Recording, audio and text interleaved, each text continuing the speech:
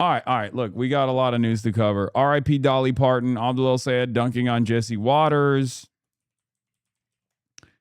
Canada trade war, China econ nuke, Iran war, continued manufactured outrage. Every prominent Dem disavows me for saying Jews are not a monolith. Yeah, I think it's going to get to a point where it's just like me versus the world with this issue, because there are plenty of people on the anti-Zionist side who are literally saying Jews are a monolith. And there are plenty of people on the pro-Israel side that are saying the same as well. It's become this fascinating reality where it's just like me against the world. It's us in this community against the world.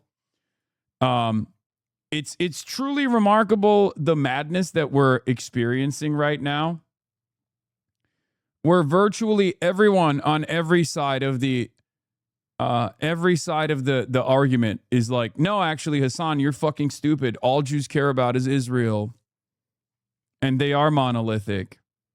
And if you're obviously some people want me to just, suck it the fuck up and just be pro-Israel, and others are saying I should be anti-Israel, and to be anti-Israel is to be anti-Jewish.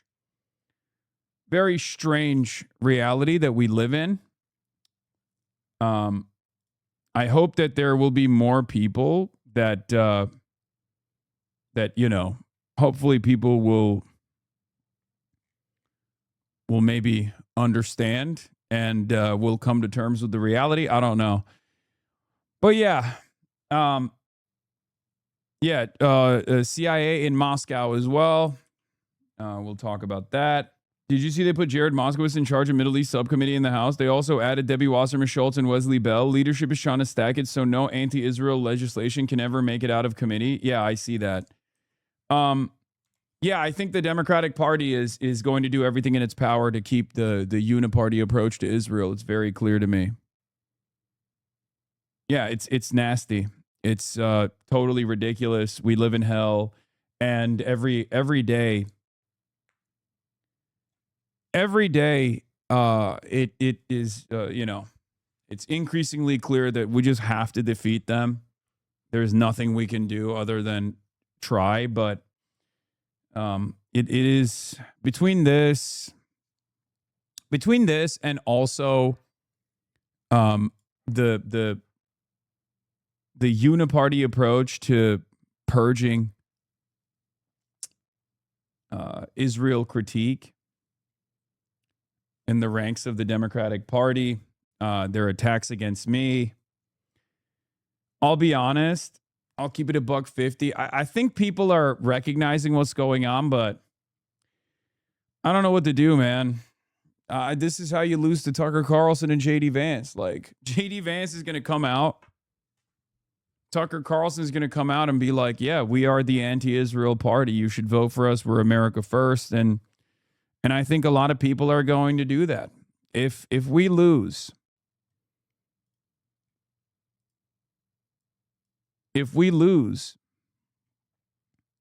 this is the reality that we're facing. It's so obvious. It'll be a reroute of 2024 after 4 years of Trump. So we can't lose. We cannot lose. We must not lose. But it is kind of wild because we're now in a situation where it's increasingly clear to me that the democratic wishes of the majority will not be listened to, no matter how hard we fight for it, no matter how hard we try. We have to make ourselves unbowed and an undeniable force. Part of that revolves around reaching the normies, reaching the apolitical, doing everything we can to get them to understand that this is a unique predicament, right? This is not normal. Senator Jackie Rosen. Hassan Piker's been trafficking in anti-Semitic tropes for a while, but this is a new low. Blaming Jewish Americans for the violence and hate they're facing is not just wrong. It provides an excuse to those perpetuating these anti-Jewish hate crimes, let me be absolutely clear. Crimes against Jews for being Jews is anti-Semitism, plain and simple. There's no excuse for it. They're like yelling about a thing that I didn't say. And if you're obviously a part of this community, you've most likely seen this. You've most likely seen, the truth, and you're seeing the way the media is covering it, and you're like, what the fuck is going on? It's definitely worse than I ever expected it to be. Call me endlessly naive and charitable, but I think I still have this firm commitment to the truth. I still have this understanding that that like reasonable people will look at what's going on and realize that this is a smear campaign, a smear campaign that's being conducted. Kaya, stop barking. The Vital clip has like 10 minutes cut from the middle. It's ridiculous. People are falling for this. I mean, even the clip that they show is like, even if it's like devoid of context, it's still kind of like people can understand what I'm saying there, right? The only way, it's not even a bad take. The only way that you perceive that as a bad take is if you think, oh, Hassan wants violence to happen to Jews. And it's very clear that a lot of these guys legitimately believe that way, right? Because like me describing a thing that's already happening and then saying that that's bad and we must avoid it is, you can only arrive at that conclusion if you legitimately believe it. You legitimately believe that I want violence to happen to Jewish people. I don't. And it's very clear I don't. And it's not just Jewish people, it's everyone.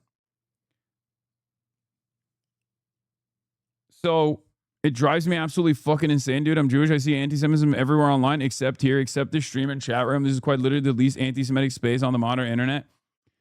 I know. And we keep a pretty tight ship around these parts. But it is legitimately wild. New Madeline tweet going viral defending you. Yeah.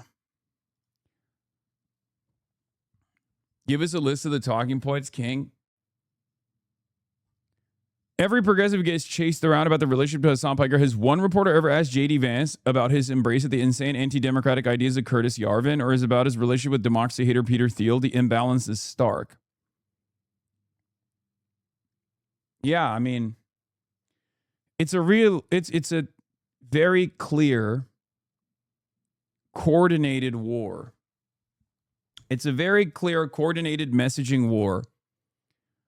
And what we have to do is fight back every step of the way. No, they don't believe genuinely. Stop being naive. They don't even engage these arguments. Just point out their dirty history of supporting Israel and end it there. Yeah, I mean, look. This was said by a Midas touch former Obama guy. To quote Piker is to lie. The real truth is what he intended to say, but for some reason he didn't. It's very clear that if you are a critic of Israel, you are going to be treated like fucking dirt no matter what. People will lie about you. Trusted resources will drop their journalistic integrity to aggressively posture against you. Prominent Democrats and every Republican will lie about your positions. Sometimes they'll say your positions truthfully while also simultaneously saying that it's somehow wrong and bad. Right? Carl Bayer says, I hope people understand that a lot of the focus on Hassan is just about making one person the face of opposition to Israel so they can act like it's just a fringe agenda being pushed by a single streamer. I think there's truth in that statement. But it's also more than that. I think it's a way. I think it's also a way to punish a prominent critic of Israel, to basically show the rest of the critics of Israel what will happen to them if they fly a little bit too close to the sun. That's where we're at. That's what this is. There's no other way to look at the situation. They want to make an example out of me. Make a YouTube video about it, explaining everything in the clips. No, just let her leave. Kaya, out. Get out of here. Get out of here.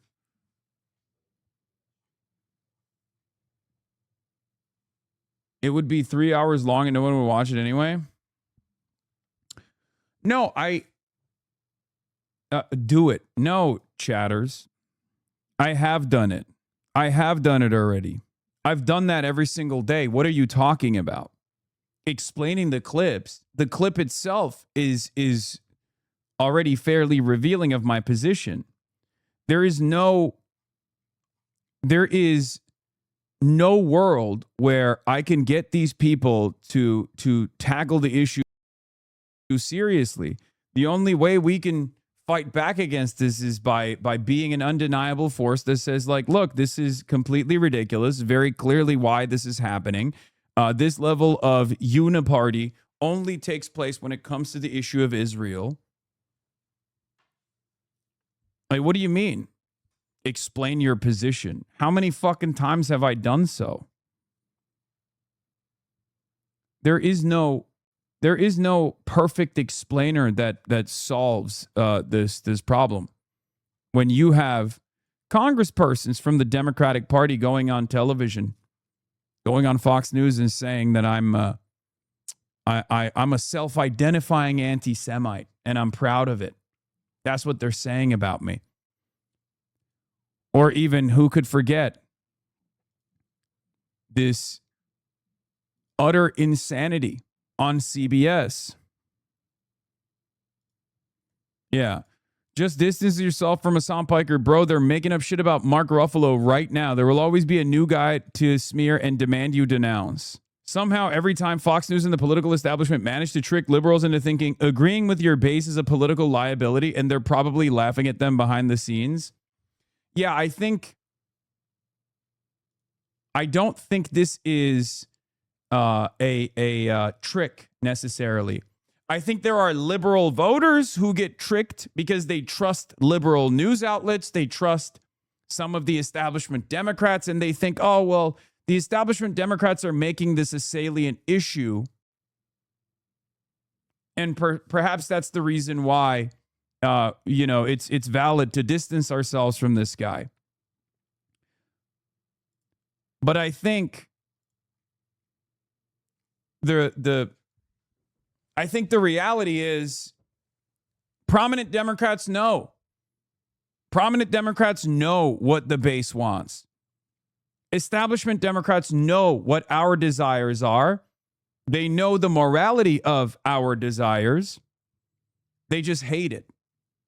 And instead of yelling constantly about how their voters are stupid and how they hate their voters and how they're never going to abide by their democratic wishes, they're taking this turn where they're saying, oh, these negatively framed clips about Hassan Piker, carefully edited. Sometimes not even saying anything wrong, really. Show that, once again, we want to be pro Palestine. We just simply can't, because see, all of these prominent critics of Israel, all these pro Palestine folk, they're all scary, dangerous, radical terrorists. They're jihadists. They're a threat to America. Now, if you're a Democrat, you can't openly say that in the way that Republicans do, because then your own base is going to say, what the fuck are you talking about? This is racist as fuck.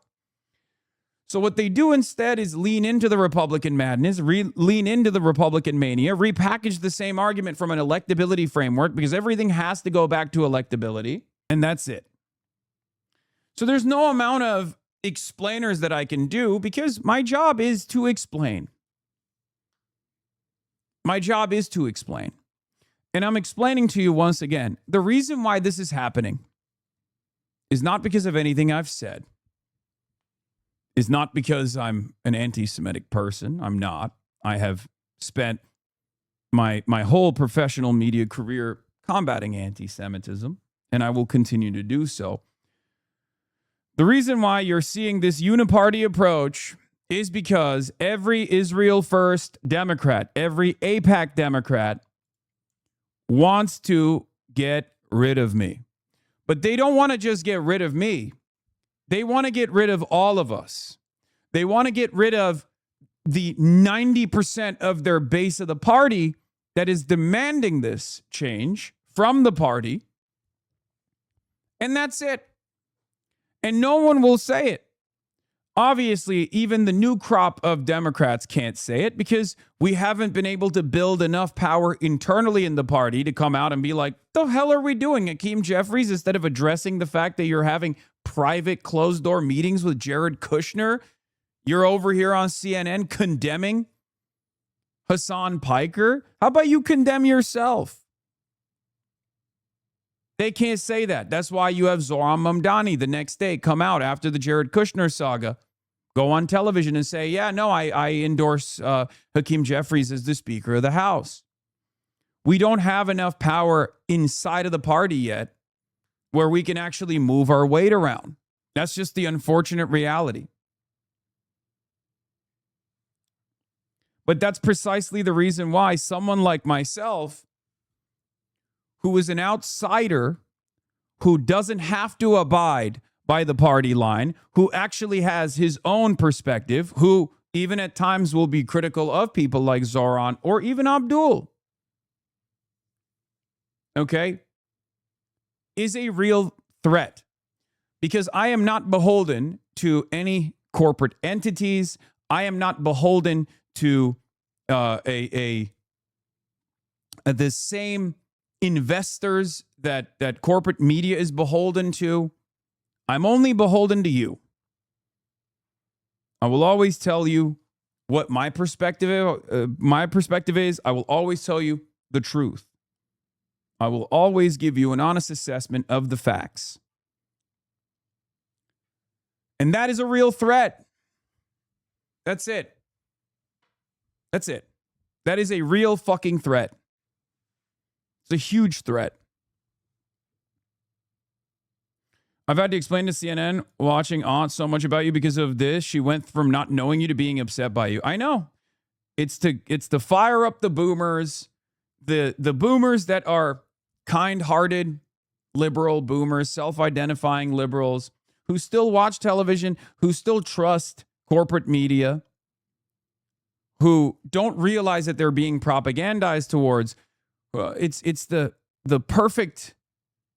a perfect way to get those guys to be like, I'm pro-Palestine, but these kids are not all right. I'm pro-Palestine, but what they're saying is actually really bad for elections. We have to, I care about elections. It's very clear that these guys do not. They're like ruining the party. Look, it's the Republicans are using them as an example. We have to get rid of these guys. There are at least some boomers who are still trapped in that mindset. And the media is trying to manufacture as much outrage as possible towards those guys. Right? And to keep them as, anti-Palestine as possible. Do you think the current mainstream media messaging strat around you is new, effective, or justifies new strategies from you? No, it's not effective. Because the reality of the matter is, if the mainstream media narrative around Israel was effective, the overwhelming majority of Americans would not be anti-Israel. So this is just the same. This is just the rehashing of the exact same failed strategy. But they won't stop, because the goal here is not to actually change the hearts and minds. The goal here is to identify threats, to identify prominent critics of Israel and badger them, belittle them, ritualistically humiliate them, so that others that see that think twice before they speak out.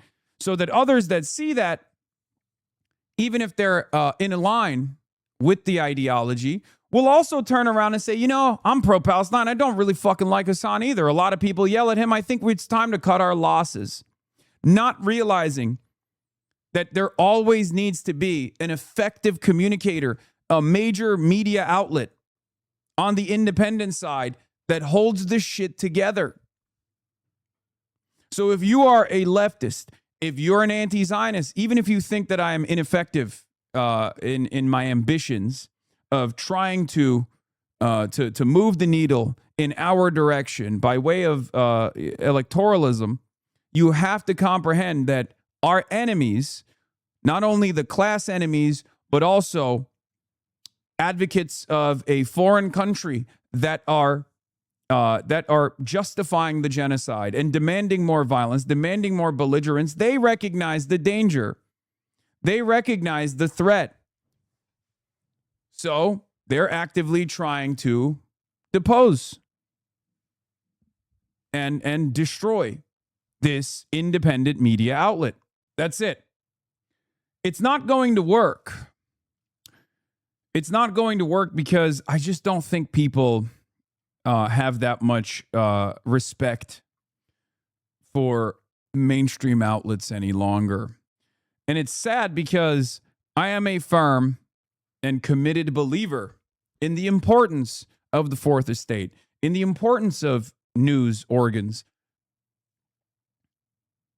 So at a time when we need good, objective news reporting more than ever before to claw back a sense of consensus reality that is necessary for survival, not just the survival of American democracy, but the survival of this country in general.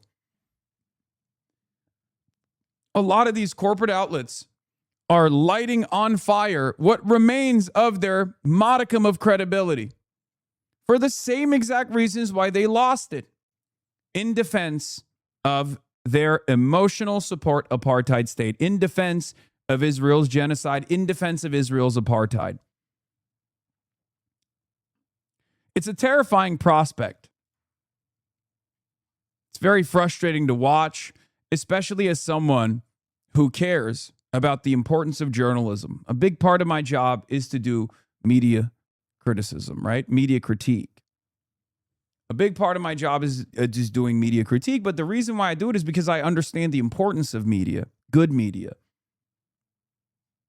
And a bunch of Zionist billionaires are straight up taking mainstream media out back and putting a bullet in the back of its head right now. I mean, what can you say? What can you say other than the Ellison purchase of CBS, putting Barry Weiss in charge as the editor-in-chief, regardless of how much enmity that draws from good journalists who recognize exactly what's going on? Same with CNN. And of course,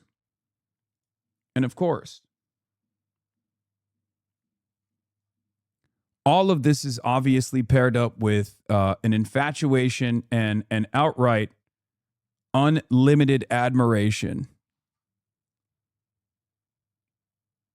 with defending Israel, with the state of Israel. It's fucking crazy. I mean, look at this. Look at what CBS reported on. Where is it?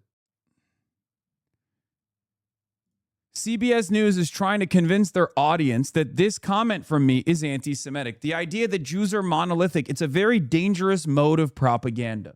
I mean, what are we doing? Based old lady defending you at the Hillary Skolton town hall? Deeply sexist attacks against women.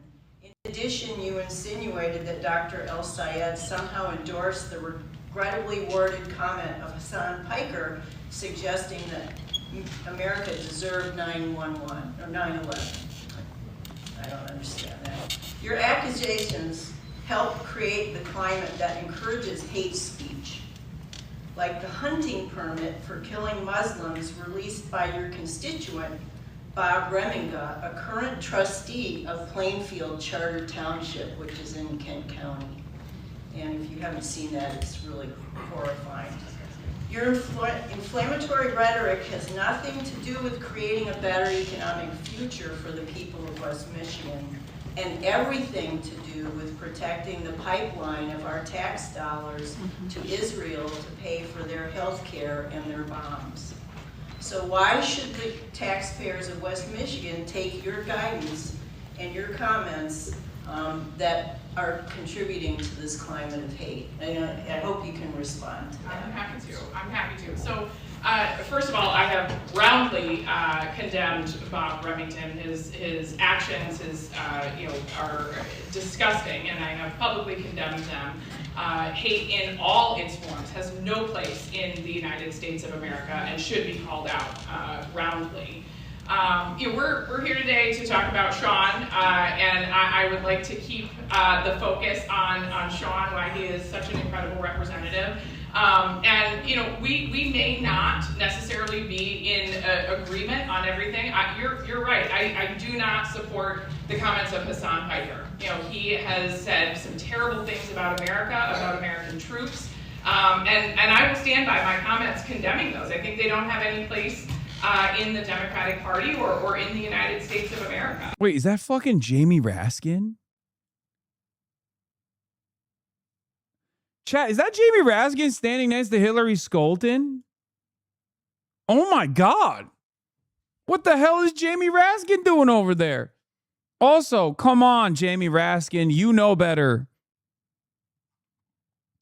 You know better. Don't lend your platform to this nonsense, even if we have disagreements. That's crazy.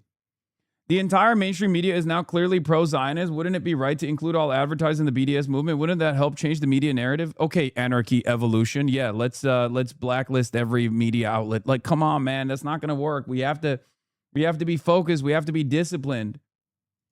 Worth a retweet. The quoted tweet is actually unbelievable.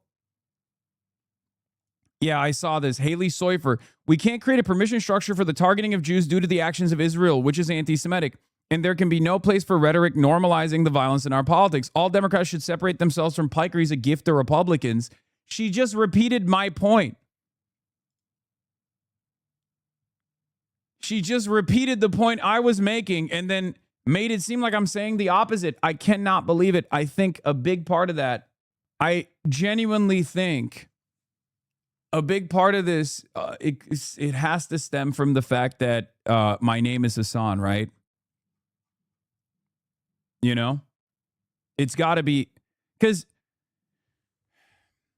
they're taking something that I have said a million times over. They're taking something that I've said a million times over, that Zionism is not Judaism, and that to attack Jews over the crimes of Israel is anti-Semitic, and that Judaism being tied to Israel is actually making it less safe for Jews, is something that I have said a million times over. It's something that I believe. It's something that I've advocated for. It's something that I have never shied away from openly revealing. And you can go back for, a decade. You can go back to a decade from where we're standing and still see that I've been saying the same exact things over and over again. Joe Walsh, hey, Matthew Hassan said any American Jew who doesn't condemn Israel will deserve the violence that comes their way. What an ugly anti-Semitic thing to say. It's like, is this hallucination? Are these people truly hysterical, or do they know better and they're just lying? Not that it really matters, because the impact of this is still to change discourse away from Israel's crimes back to the anti-Semitic hate crime of a Twitch streamer for a thing that he never said. I guess at this point, you can say whatever you want. You can call me a fucking Holocaust denier, and it's not like people give a shit, you know? Do you see what I'm saying? Like, that's where we're at. That is where we're fucking at. And then they ask like random fucking people that don't know the context, don't care about the context to respond to this shit. I don't even know what Faye said here, but like, what do you think should happen on this front? The cancel culture is a little bit out of control here. We're seeing everybody want to say, hey, in a free society, we can't let certain people talk. I'm old enough to remember, you remember Donald Trump's campaign. Nick Fuentes doesn't speak for me, and he didn't speak for him. There's a person who's online who happens to have a view. Jake Lang, he's out there doing all these horrific things. Does he speak for the president? No, like, I kind of I'm not going to lie, I also low-key despise being compared to Jake Lang and Nick Fuentes. Not even low-key, high-key. Like, there is no comparison, man. Okay? I know FaZe is trying to defend me here, and he's saying like it's this is cancel culture, and it's like, But that's crazy. Like, we should not be mentioning me anywhere near these fucking odious individuals. Like, what are we doing? It sucks. It sucks because there are so many clips. It sucks because most people go, he's just a Twitch streamer. Who gives a fuck? But it's like, it's insane. Do you really think he's Nick Fuentes but tall? Fuentes is an explicit identitarian who often masks beliefs with charm, whereas my impression is that Hassan Piker has standard lefty universalist ideas but says offensive things as a part of his streamer act. I hate having to give this caveat every time I defend Hassan, but I should say that he is far to the left of me. And it's wild because, like, the people who are supposed to be of sound mind are saying utterly unhinged things, okay? They're saying utterly unhinged things. Michael Lasher straight up came out and first said something that I agree with. Defenders and some critics of Hassan Piker just don't get it. The issue isn't just that he lumps all Jews together, which I don't, and holds us all accountable for the supposed evils of Israel. I don't do that. It's that his nonstop drive to demonize the world's sole Jewish state, along with those who supported survival, crosses the line by miles between criticism and Jew hatred of the ancient variety. Again, don't agree with this last part, because I don't demonize Jews. I accurately explain Israel's crimes, okay? You're the one tying it back to Judaism. You're like, oh, it's the sole Jewish state. Like, what's the argument? Like, they can have a little bit of genocide as a treat? Like, the fuck does this mean? Also, Mr. Piker, Zionism is in fact bound up with Judaism. It's not false conflation. Yes, some Jews are anti-Zionist, and yes, you have helped turn the Z word into a slur that such large number of Jews, particularly younger ones, disown it partly out of misunderstanding. Here it is. This is the reason why they fucking hate my ass. Okay? If you want to know the truth, it is not because Zionists in America, Zionist organizations in America despise me because I'm not anti-Semitic and because I fight hard against anti-Semitism. That is why they fucking hate my ass way more than Nick Fuentes, way more than Candace Owens, way more than any number of people who have come out and said actual anti-Semitic things, because that is a perfect way to wrap up the story. Of course they oppose the world's sole Jewish state. They're Jew haters.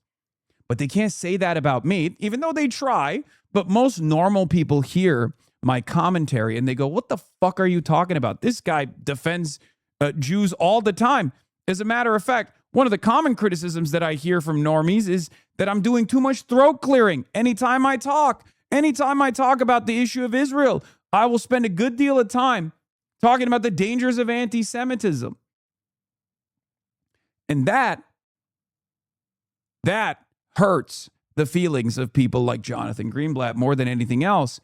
Because Nick Fuentes is not going to convert a generation of young American Jews away from Zionist propaganda into seeing Israel and its actions for what it truly is. Okay? That's it. So Michael Lasher here unironically gives the game away. You have helped turn the Z word into a slur such that large numbers of Jews, particularly younger ones, disown it partly out of misunderstanding. No agency for young Jews, apparently, according to Michael Lasher. He says, yes, there are anti-Zionist Jews, but they don't know what they're saying. They've been hypnotized by you, Hassan. You control the media, and you hypnotized young Jews into feeling shame, into feeling a sense of shame, as though I did that. I didn't do that. Israel's actions did that. It's condescending in two different directions. It's condescending because it just like robs young American Jews of their agency, of their capacity to see right from wrong. And it's condescending that we are not all united on this issue from a diligent pro-humanity perspective. But when Jews are attacked for supporting Israel, they're being attacked for a core part of their Jewish identity. It is Jew hatred. It is unacceptable, and your rhetoric encourages it. Spare us all your taxonomy of good Jews and bad Jews. Never done that. This doesn't make any sense. Yeah. It doesn't make any sense at all, but it's not supposed to make sense. There are people who are loving the attention. I'm sure Hassan Piker has gained hundreds of thousands of views because Fox News is allowing him to get more attention, but he isn't on the ballot. Abdul speaks for Abdul, Donald Trump speaks for Donald Trump, and in a free society, we allow a discourse to occur without telling them they're canceled. I think it's different. I hear your point, but I definitely think that there is a difference, and that the Democrats see it. This is not. I didn't come up with Hakeem's statement; they did. Hey guys, love having you on the show. Thank you, Dana. Faz Thank you, and Dana. Whitlock, have a great day. Be sure to like and subscribe for all the Fox News latest on YouTube and catch full shows streaming now on Fox One. Sorry, I absolutely despise that argument that this is, I bet Hassan is loving the attention. Him to get more I'm not. I'm not loving the fucking attention, man. Come on. Jesus Christ. Dude, what the fuck do these people think? Where do they think this is going to go? What do people, especially in the Democratic Party, this is not about Faze anymore. This is more so about the establishment Democrats. Where do they think this is going to go? Do they think that people are just going to eventually be like, yeah, it's fine? Like, no, we should give $10 billion to Israel. Like, it's great. I love it. Yeah, I can't retire at a reasonable age. Like, where do they think this is going to go? Matt does have a good take. He said, conservative Democrats can't convincingly claim to just want to beat Republicans while continuing to stroke the media frenzy around Hassan Piker by blatantly twisting his words. Stop helping the GOP write attack ads. The statements are so insane, by the way. Senator Jackie Rose, Parker Malloy says, I feel like I'm going insane because all these statements are just straight up responses to something he didn't say at all. Hassan Piker has been trafficking in anti-Semitic tropes for a while, but even this is a new low. Blaming Jewish Americans for violence and hate they're facing is not just wrong. It provides an excuse to perpetuating these anti-Jewish hate crimes. Senator Jackie Rosen from Nevada, $2.26 million from pro-Israel PACs. Hakeem Jeffries. The malicious claim that American Jews are inviting violence against themselves is dangerous and anti-Semitic. There's zero justification for threats against the safety of our Jewish brothers and sisters from a moment of rising hate. We will fight the cancer of anti-Semitism with the fierce urgency of now. Hakeem Jeffries is one of the top recipients of AIPAC and pro-Israel donations. Ken Martin, head of the DNC, chair of the Democrats. Criticizing the policies and actions of the Israeli government is one thing. Blaming American Jews for the hatred, threats, and violence directed at them is something else entirely. It's dangerous, wrong, and anti-Semitic. No Jewish American should be held responsible for the actions of a foreign government, and there's never any justification for threatening the safety of Jewish communities. We must confront anti-Semitism wherever it happens with resolve and zero tolerance. Congresswoman Susie Lee claims that American Jews are responsible for the violence being committed. Like, it's literally... Jeffries is the top recipient of AIPAC money in both parties. Sorry. Apologies. Brad Schneider called to violence against American Jews. Elisa Slotkin. In response to Hassan Piker's recent comments on Jews in America being targeted because of their views on Israel, this shouldn't be hard. No community should face the threat of violence for their political views, period. I never said that. I never said that. And I don't believe that. And I didn't even say that in the clip that they're circulating around. But if you can't recognize this as a very clear attack, a uniparty attack, as a boss call has very clearly been made by AIPAC, I don't know what to tell you. Everybody collectively came out.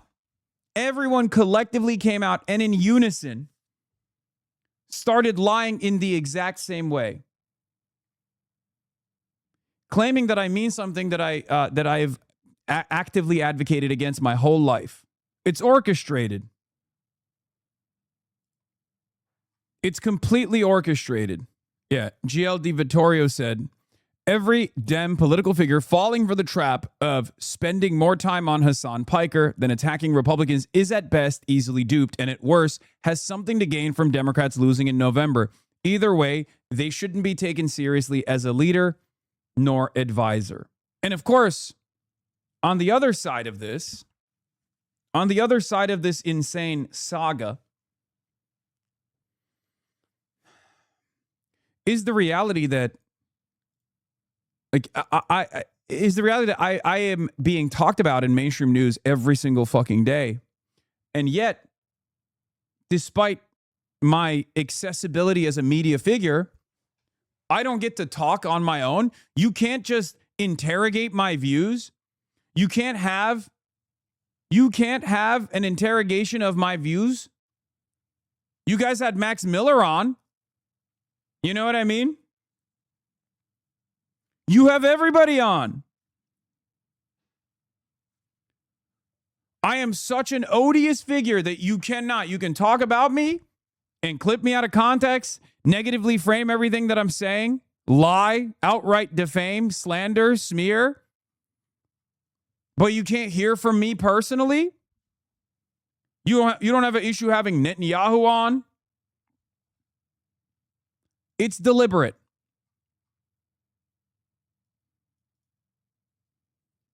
But it's also backfiring.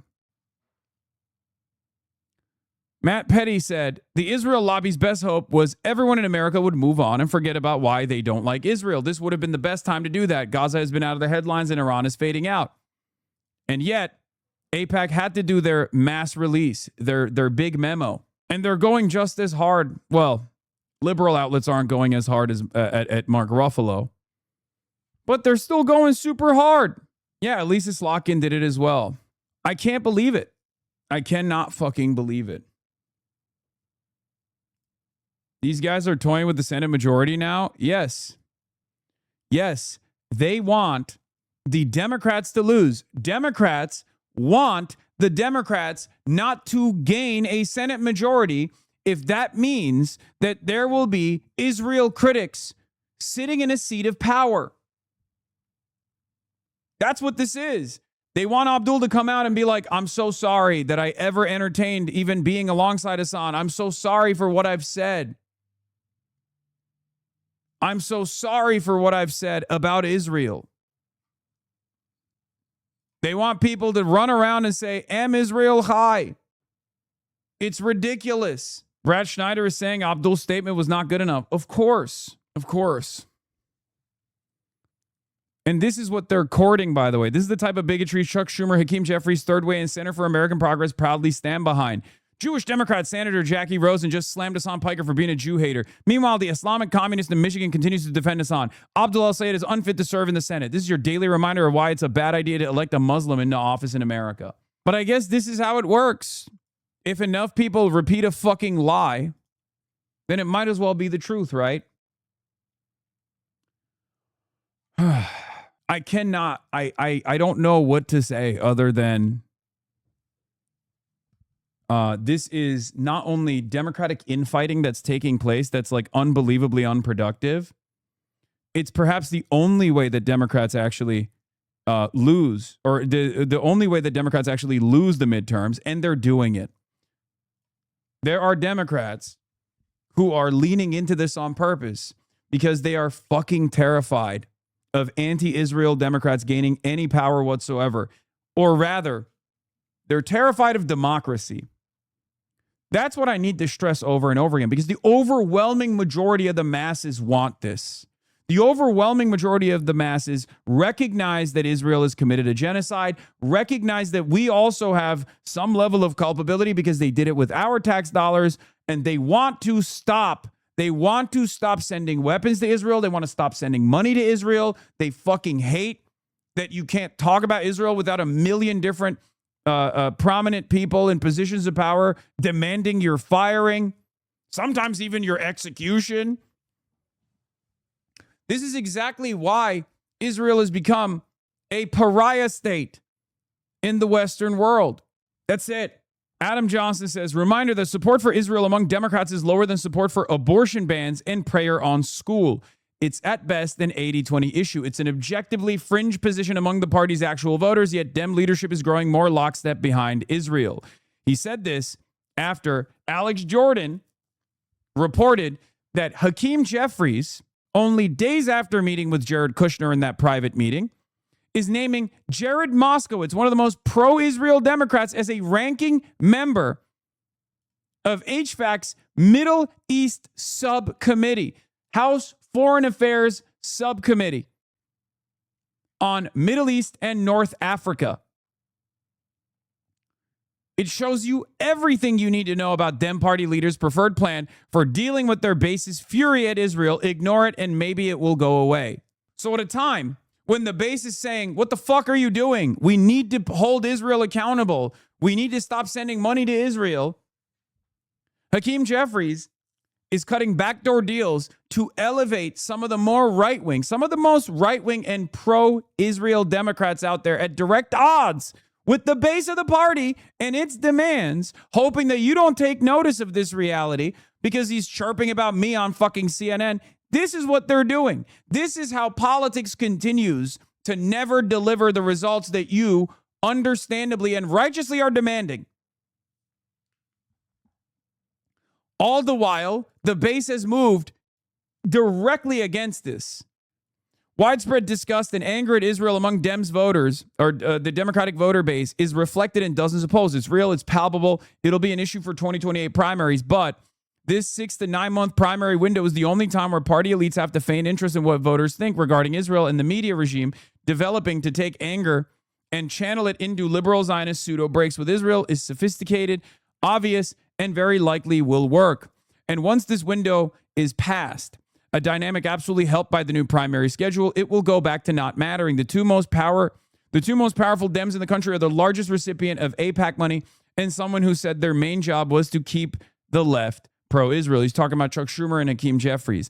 The plan is to bullshit, provide fake off-ramps, refine two-state solution hand-waving, pseudo-breaks, vote scolding, and banking on outrage slowly subsiding as the genocide maintains the status quo of lower intensity killing and reliance on starvation, constant relocation, and disease. This is what I mean when I say they have a openly uniparty approach to the issue. Okay? Yeah. Jared Moskowitz called the resolution against the Iran war the Ayatollah Protection Act. Matt Duss says, at what point can Democratic voters finally have foreign policy committee leadership that actually represents the party's anti-war majority instead of its small and thankfully dwindling hawkish minority? Opposition to the Iran war is a supermajority position among Democrats in leadership. Hands the Middle East subcommittee to a guy who denied a resolution against it as the Ayatollah Protection Act. Yesterday, IMEU Policy released a poll showing large majorities of Dem voters support sanctions and an arms embargo on Israel.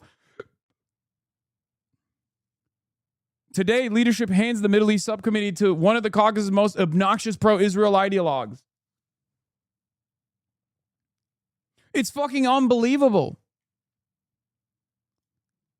Democrats in positions of power do not fucking care at all. They do not care about the base. They do not care about democracy. They certainly don't care about Israel committing a genocide. Let's be real. All they care about is AIPAC dollars. For some, it's ideological loyalty. They're zealots. And for others, it's fear that AIPAC will dump millions of dollars into their races. For some, it's both. And for many, it's who they know. It's the cocktail circuits. It's the lobbyists that they talk to. They never have to face their voters, and they can do everything in their power in safe districts to continue presenting a direct position on Israel that is at odds with the base. And they can continue doing that. And better yet, Zionist billionaires who own these social media platforms will tweak the algorithm in their favor anyway. At the directive of the Israeli Foreign Ministry, as Amichai Chikli openly explained, they'll move in the direction of Islamophobia. We'll move the conversation away from Israel's crimes. We'll move the conversation away from how Israel subverts American democracy with AIPAC and with its subsidiaries. We'll just talk about Muslims being a scourge. A tiny, minuscule minority of people that have no outsized impact on American politics whatsoever. Those are your enemies. This is a 90-10 issue for Democrats. This might be one of the last opportunities we have in changing the trajectory of America. Okay? If we don't seize on this opportunity as we have done so far, if our movement leaders are neutered, destroyed, if the political victories amount to nothing and they're co-opted, it's over. It's over. It's completely over. It'll be theater once again. Every 4 years, politics exchanging hands. But American foreign policy remains the same nonetheless. And you'll sit around and wonder how we got here. You'll sit around and say, I don't understand. Why does it always feel? Why does it feel like the Democrats don't care? Why does it feel like no politician ever actually does our bidding? Because this isn't just about Israel, obviously. This is about everything. This is about everything else. You want health care? You're not going to get it. Because the private healthcare industry is far too important for our GDP. They make far too much money, and their profits are what we care about. So we're not going to listen to your demands for healthcare. Support for Israel is a losing issue for Democrats. So all of the party bosses are trying to do their very best to present an alternative reality. Hassan Piker isn't trying to hide anything. That's what makes him anti-Semitic from Haaretz. Or that's what makes him dangerous. That's funny. I just did a fucking 2-hour interview with a Haaretz reporter too. Are we downplaying the effect of Epstein files in this scenario? I don't think it's as relevant in this conversation as you think it is. I mean, I think that's more so a reality of the pedophilic elite who are defended every step of the way. Yeah, and it's sad. Jacob Kornblue, who I've met in person, by the way, at the Zoran Victory Party, writes an article for The Forward. My latest, how Hassan Piker caused new trouble for Democrats, especially in key Senate race in Michigan. It's only trouble if Abdul backs away from his position on Israel. Okay? That's it. Abdul was in talks for an endorsement according to Semaphore. Yeah, I know. I saw. I read the article. Semaphore. Michigan State Senator Jeremy Moss was in talks to endorse Abdul El-Sayed before the Piker flap. The Democratic nominee for a House seat in Michigan was in talks to endorse his party's Senate nominee in the state, Abdul El-Sayed, before a flap on Monday over left-wing streamer Hassan Piker derailed those plans. Insane. How is this in any way, shape, or form appropriate for a Democratic Party operative to openly reveal? I think people should be more embarrassed to say stuff like this out loud. And no, I don't believe it, but who knows? Look. Who knows what machinations are at play behind the scenes? Ezra has another piece on you. No, this is old. Ravi Gupta says, I have deep disagreements with Piker, but he isn't a Jew hater. Ezra Klein, April 2026. Are they going after Ezra now? New in Playbook. I caught up with Haley Stevens while she was on vacation in Italy following yesterday's Piker news cycle. I call on everyone to get the fuck off social media even for 24 hours. Yeah, she also said unhinged things. Okay, in that. Like, I know everyone is saying, oh, she's growing on me jokingly, but she literally claimed that, like, majority Democrats who were in support of majority Democrats, the group that's in support of Haley Stevens, was attacking her and actually was in support of me for some reason. And that's not the case at all. The majority Democrats and the bench despise me.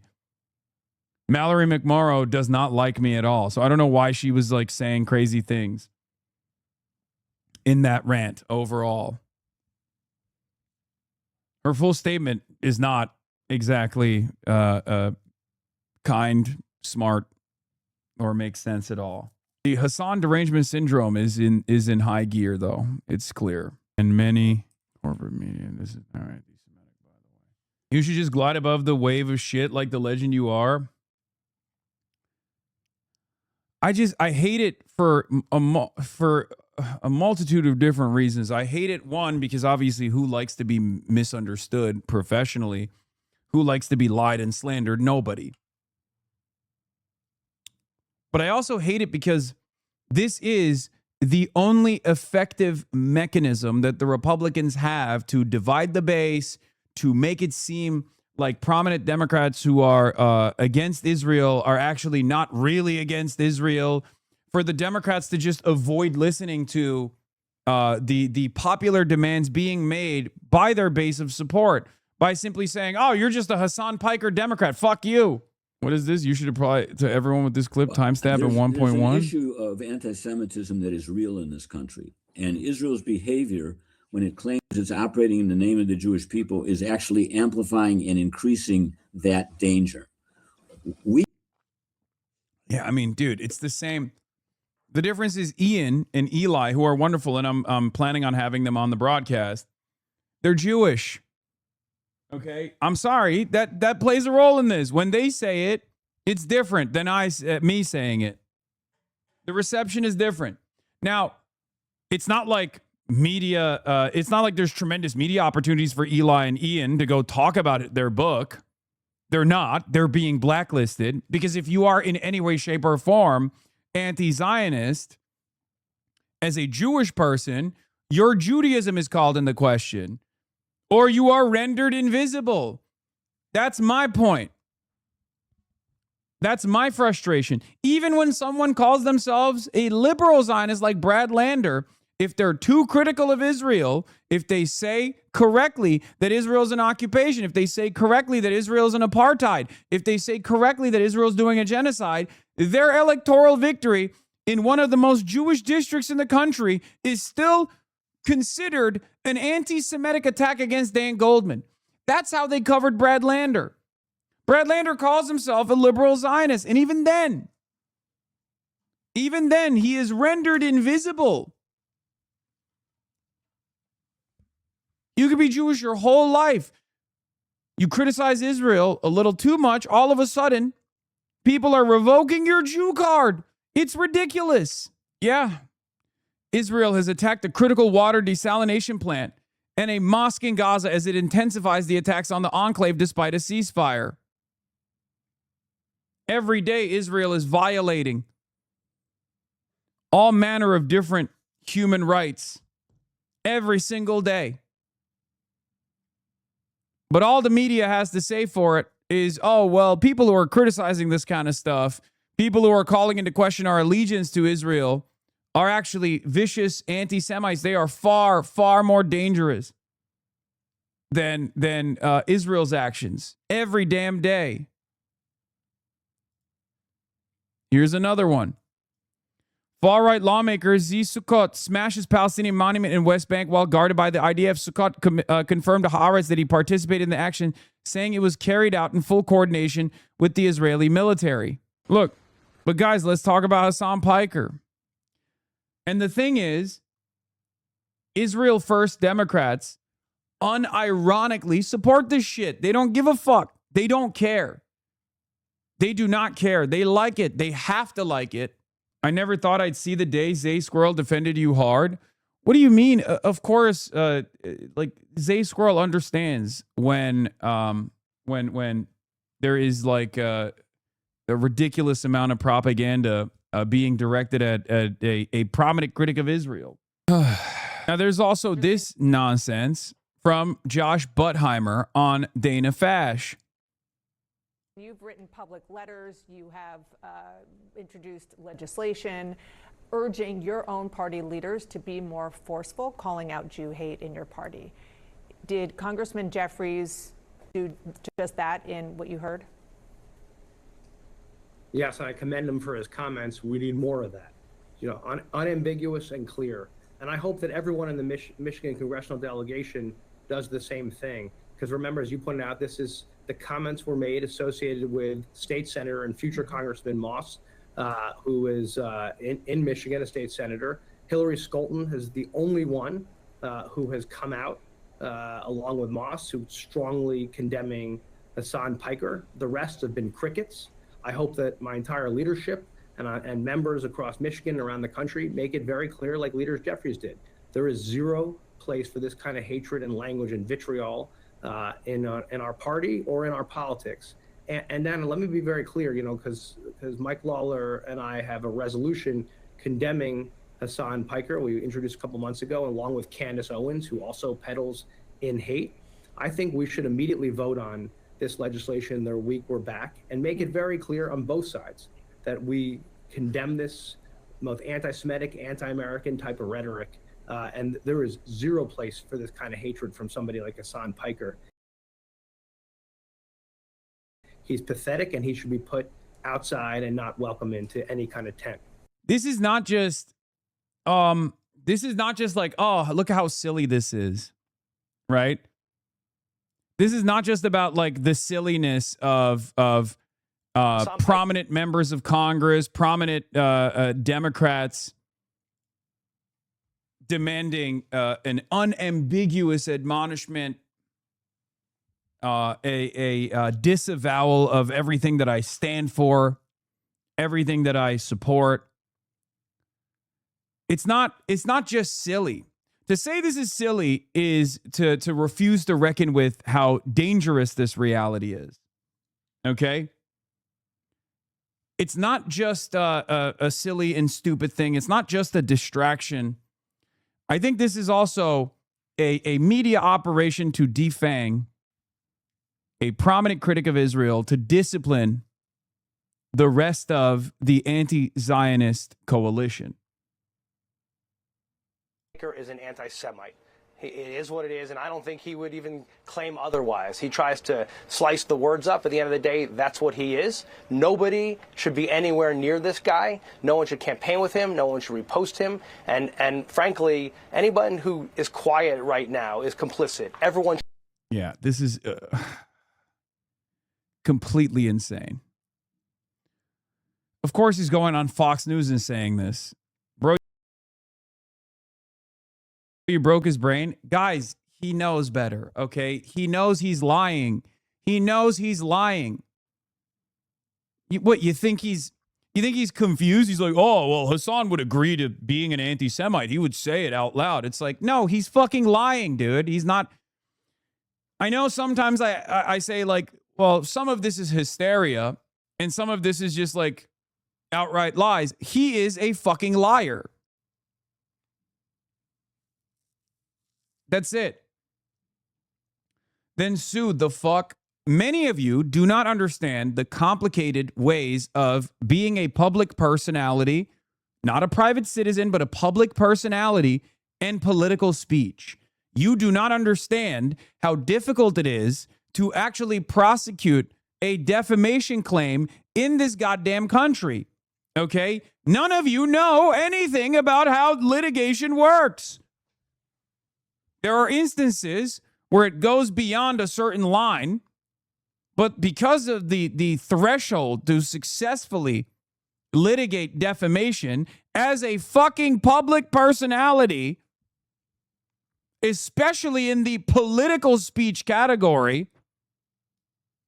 some of you have no understanding of what's actionable and what's not. Okay? Stop saying then eat it. I am pushing back.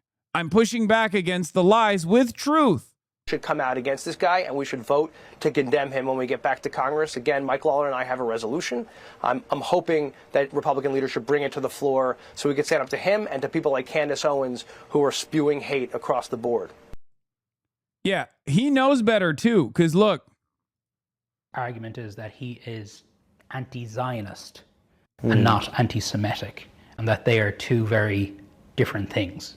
If that's what he believes, then he should probably practice that, because he has done a very good job of smushing the two together. Argument is... No, I haven't. You're the one smushing the two. I think that eventually, it's going to be really funny when they take out Candace Owens from the dual anti-Semitism condemnation bill and push it just as Hassan is the only anti-Semite in the country. And then the Democrats, with the exception of like maybe 10, vote on it. I can see that becoming a reality in this goddamn country. I swear to God. They're going to be like, guys, Congress is back in session. And first order of business, of course, the most important, most consequential order of business is to turn around and condemn Hassan Piker for his anti-Semitism. We've actually erased Candace Owens from the bill because we knew that Republicans would never pass a bill that condemns a Republican commentator. So we just decided in the spirit of bipartisanship that we should fucking kill Hassan. In the spirit of bipartisanship, we have actually issued a once-in-a-lifetime death penalty because he pissed off Israel and AIPAC too much. We are now voting in unison on a bipartisan bill to demand the execution, the state-sponsored execution of Hasanabi Piker, the only anti-Semite in the country. Thank you for bringing America together, Hassan. You done did it. And of course, in the spirit of bipartisanship, the overwhelming majority of Democrats will vote for that bill. When this happened to Rashida Tlaib for saying from the river to the sea, Palestine will be free in the early days of Israel's genocide of the Palestinians, of course I defended her vociferously, unconditionally, because she was victim to this ridiculous bipartisan censorship. Since then, plenty prominent Republicans and plenty prominent Democrats have said heinous things, actually heinous things, because saying from the river to the sea, Palestine will be free is not a heinous thing at all. It's not hate speech at all. It's actually, as a matter of fact, a rallying cry for the dispossessed. No such censures took place for Randy Fine and numerous others who deserved it. But here's the issue. Here's the reality.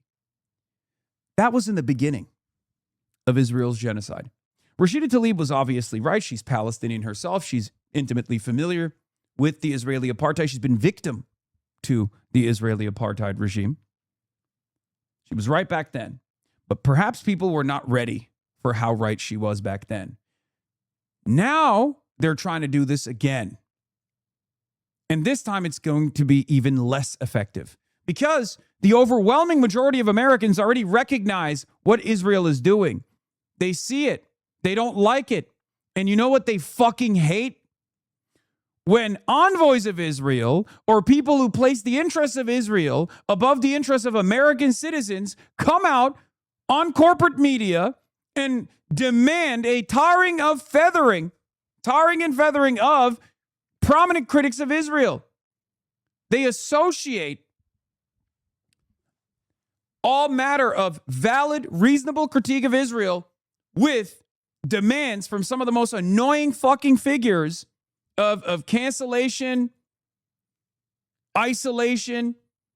We've seen it happen for the last 3 years. We've seen it happen for the last 3 years over and over again. Okay?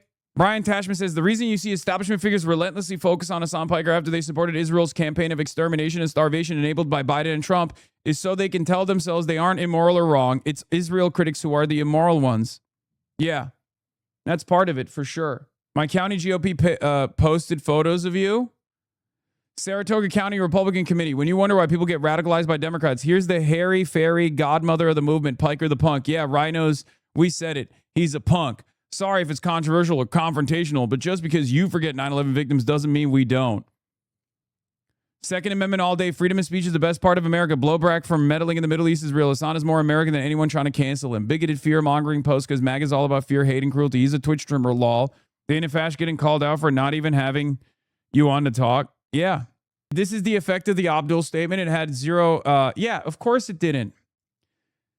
And the reason why he did it is not because he thought people would finally go, oh, doy, I guess Abdul is good now. The reason why he did it is because prominent Democrats, I suspect, inside of Michigan politics, forced him to say something so that, because they were dangling their endorsement over it. And they were forcing him to make a mistake. Obviously, his job right now is to unite the base. Ray El Sayed's response to Piker, Congresswoman. That was the most pathetic, half-baked attempt. I was going to use a different word, but I cleaned it up. that was not any shape, way, or form a statement of disavowing, condemning, or pushing himself away from Hassan Piker. Hassan Piker is a D-class angertainment, violence perpetuator on a Twitch stream that literally wants to traffic. This also is part of the problem. Like, boomers don't understand streaming at all. So they just think that all I do is run around and say like heinous things. You know, these are defenders of child killers. I'm sorry. If you're a defender of Israel, your word means nothing to me. Okay. If you're a defender of genocide, you've already defended the worst crime. In people's anger and fear mongering. That is what he does. But here's where Abdul El Sayed has a problem. You cannot rent Hassan Piker's audience during the primary and then ask Michigan voters to forget whose megaphone you borrowed in order to build your campaign. He is going to forever be tied to Hassan Piker in what he has said to date and what he says moving forward, because it's clear he doesn't want to create distance between him and Hassan Piker. He wants to keep that audience, keep that relationship, while somehow trying to fool voters that he's maybe not as close with this guy. This is a guy who showed up on his campaign primary evening party and was partying with him. If this guy really doesn't stand with Hassan Piker, why would he be welcome in his campaign? So again, it's just more doublespeak out of Abdul El Sayed. It's more of the selective socialism that he wants to espouse, just like he's trying to have selective choice of statements that Hassan Piker has made. In this case, you got to take it all as it stands. And Hassan Piker is disgusting. He has no place in our political discourse. And I think that voters are smart enough to see right through this. Those pictures. Who the fuck is she? I don't know. I think she's like a congressperson. I feel rage baited. If you make it through this, you're undeniable. I will make it through this. We will make it through this, by the way. That's not the problem. We will make it through this. It's just, I fucking hate it. Because my job requires charitability. My job requires people to receive what I have to say with at least an ounce of grace and charity. Okay? Because my position, albeit on Israel is very popular now, wasn't so popular 3 years ago. And it required a lot of people to overcome their social conditioning. It required a lot of people to listen to what I had to say and be charitable. And now that we're here, centrist Democrats are showing once again that they hate their left flank and they hate people who have voted for the Democratic Party their whole lives more than they hate the Republicans. They want to defeat their left more than they want to defeat the Republicans. It's undeniable. They're showing it. They're showing it right now. There has to be some serious internal conversations. Eli Valley says, I don't know how anybody can say the Democratic Party is a safe place for Jews when its leadership has spent days publicly lying about anti-Semitism and defaming a pro-Jewish anti-fascist while the government is crawling with Nazis. When they lie through their teeth like this, they endanger American Jews. They don't care, though. Their priority is to find common ground with an openly Nazi opposition, truly despicable. Why is Zoran endorsing Jeffries? Because Zoran Mamdani is aware of the limits of his power and influence. And instead of actively engaging in a knife fight with the leader of the Democratic Party, he is trying to be a good mayor for New York. He's playing politics. He's being pragmatic. Do I agree with this decision? I do not. But ultimately, what I know is this. Time and time again, I have actually opposed some of the things that Zoran has done, some of the decisions that he's made, and he's proven himself to be correct. The Chi Ose, like telling Chi that he shouldn't run against Hakeem Jeffries this early, that was the smart decision. Better to win 4 other House seats than to put every egg in the defeat Jeffries basket? Yeah. Now, the problem is, I just don't think. I don't think that Jeffries is actually going to play ball. I don't think that Jeffries is going to sidestep attacks. And if Zoran and others who are, in this left flank, a part of our movement that have now been elected into positions of power, think, perhaps foolishly, that this problem will go away if they just, boom, chop me down. And then maybe you'll get decent media coverage from MSNBC, CNN, and you can defend yourself that way. You can just go to the liberal outlets and consistently defend certain policy positions in an uncontentious manner. You're wrong. You are not only wrong, you are fucking delusional. If this space in independent media was not a real threat to the current established order, they wouldn't be coming after me like this. And once they're done with me, they'll go after Breaking Points. They'll go after Drop Site News. They'll go after Zeteo. At least those guys understand it, though. That's it. There is no quarter for our politics because our politics is on the side of the people. They're not coming after me because I'm this odious, toxic, repulsive figure. Oh my God, I run my mouth too much. No, they're coming after me because I am a megaphone for your anger. And not only am I offering a platform for your frustrations, for your criticisms, not only of the Republican Party, but of the Democrats too, the establishment Democrats, the do-nothing Democrats, the corporate Democrats. But they're coming after me because they can't come after all of us. So it's much easier to just yell and say, this guy's a Twitch streamer. Who cares? Just let him go. Just drop it. It is not my statements alone that they refuse to reckon with, that they don't want to hear. It's your voices that they don't want to hear. That is the reality. Okay? Jacobin writes, Branko Marcetic from Jacobin writes, centrists despise Hassan Piker more than they want to win. Democratic Party centrists, well-funded and single-minded war on socialists is leading them to take increasingly contorted, absurd positions against figures like leftist streamer Hassan Piker. The Democratic Party primary might be over, but the Michigan Senate race is still somehow the leading theater in the ongoing civil war for the Democratic Party's future, and an instructive case study in how the party's left-diverse centrists plan to maintain a grip on the party's future at a time when their voter base is moving away from them.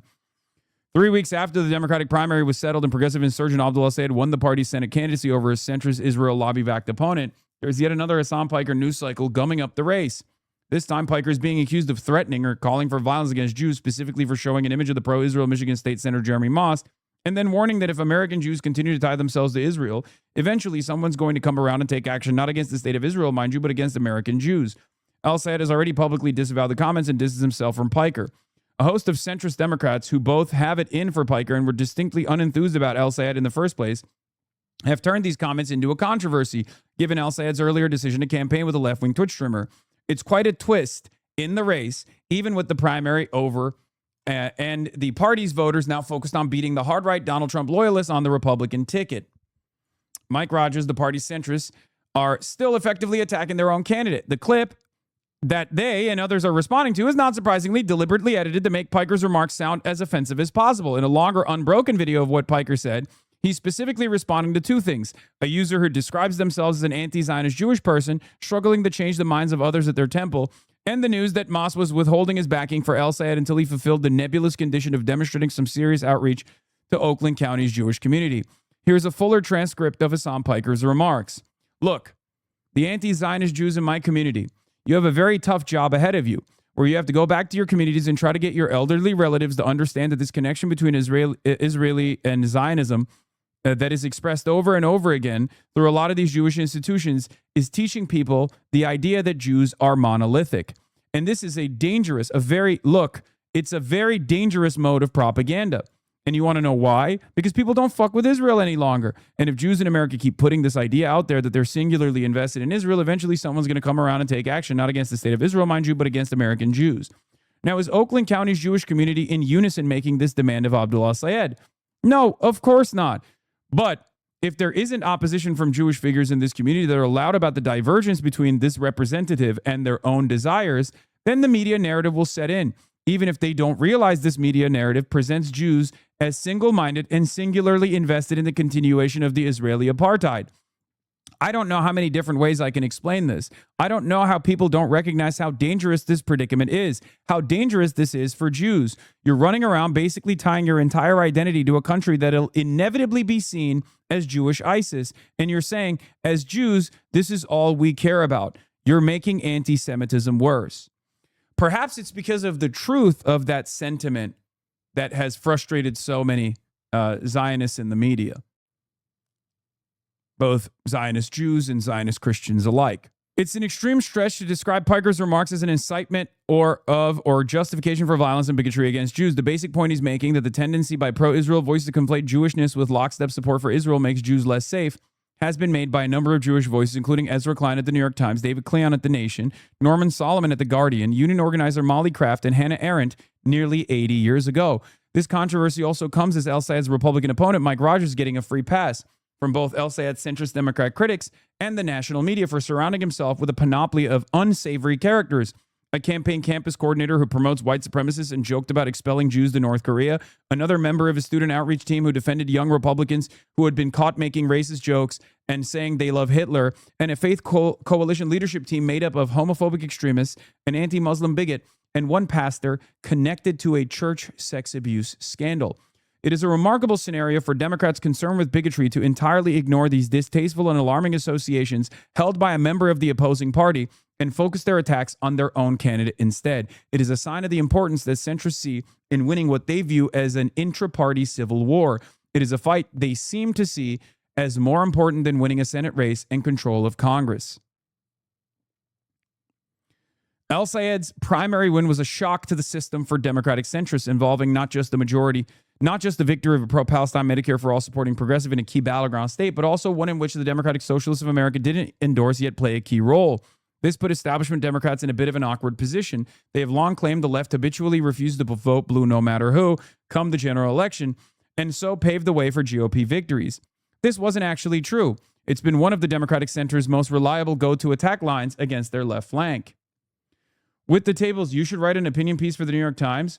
Brother, if you think the New York Times would ever allow me right now, as I am the recipient of enmity from all aspects of the pro-Israel movement, if you think the New York Times would allow me to defend myself with my own words on the fucking opinion editorial section right now, you are the most delusional person on the planet.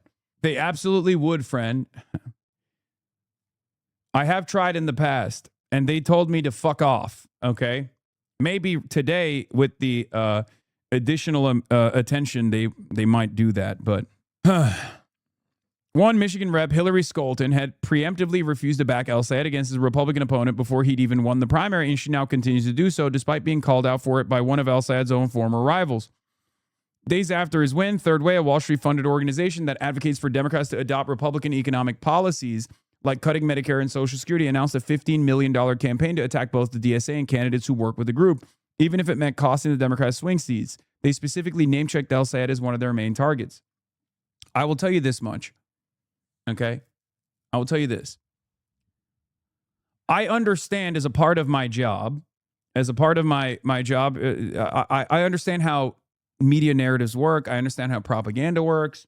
This is a big part of what I do. I try to explain to you guys how like certain trends, certain metas are followed in mainstream outlets.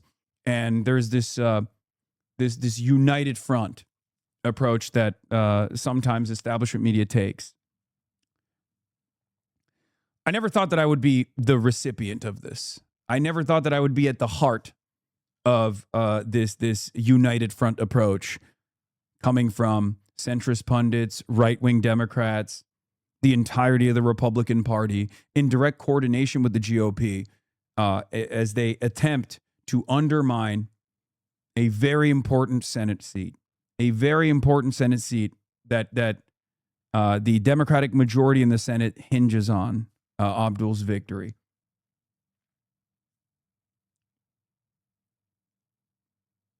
It is insane.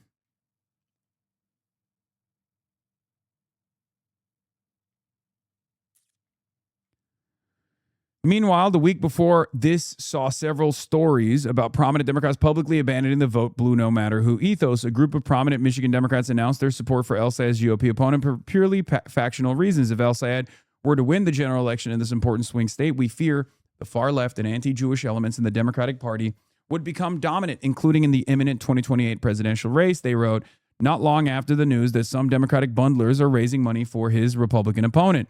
Several other Democrats have similarly publicly refused to back El Sayed, including Moss, the state senator, demanding El Sayed make outreach to his local Jewish community. It's worth noting that El Sayed has the support of a number of prominent Jewish figures and groups, both in the state and outside of it. So there are two things happening here. Do you expect a complete disavowal from Abdul? I don't think you guys understand. Abdul El Sayed could literally say, I am so sorry for ever being around Hasanabi Piker. It doesn't matter. Okay? It's not going. Their job right now is to undermine his run. The job of establishment Democrats here is to literally aggressively attack him and make him unelectable so they can prove a point. Okay? So they can maintain the idea that Abdul is far too progressive. Left populism cannot work in a state like Michigan. You should see this as a direct attack against Abdul El Sayed. A direct attack from the Republicans, as we know, but a direct collaborative effort. A direct collaborative effort by pro-Israel Democrats. And also anti-Medicare for all Democrats. Because while I don't agree with Abdul on everything that he's said, I mean, he's a capitalist after all, okay? I understand the importance of his victory.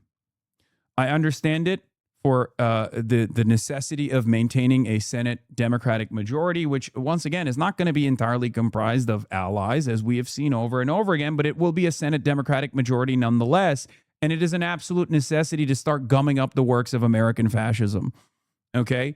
I am much more adult about this and much more pragmatic about this than the way centrist Democrats are, because centrist Democrats foolishly think that they can withstand 2 more years of a lame duck Trump presidency. They're fucking stupid.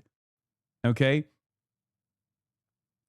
I do not believe that we will be able to withstand 2 more years of a lame duck Trump presidency where there's no Senate majority, there's no House majority. So they can start establishing committees, start establishing hearings, and start prosecuting the Trump administration's corruption.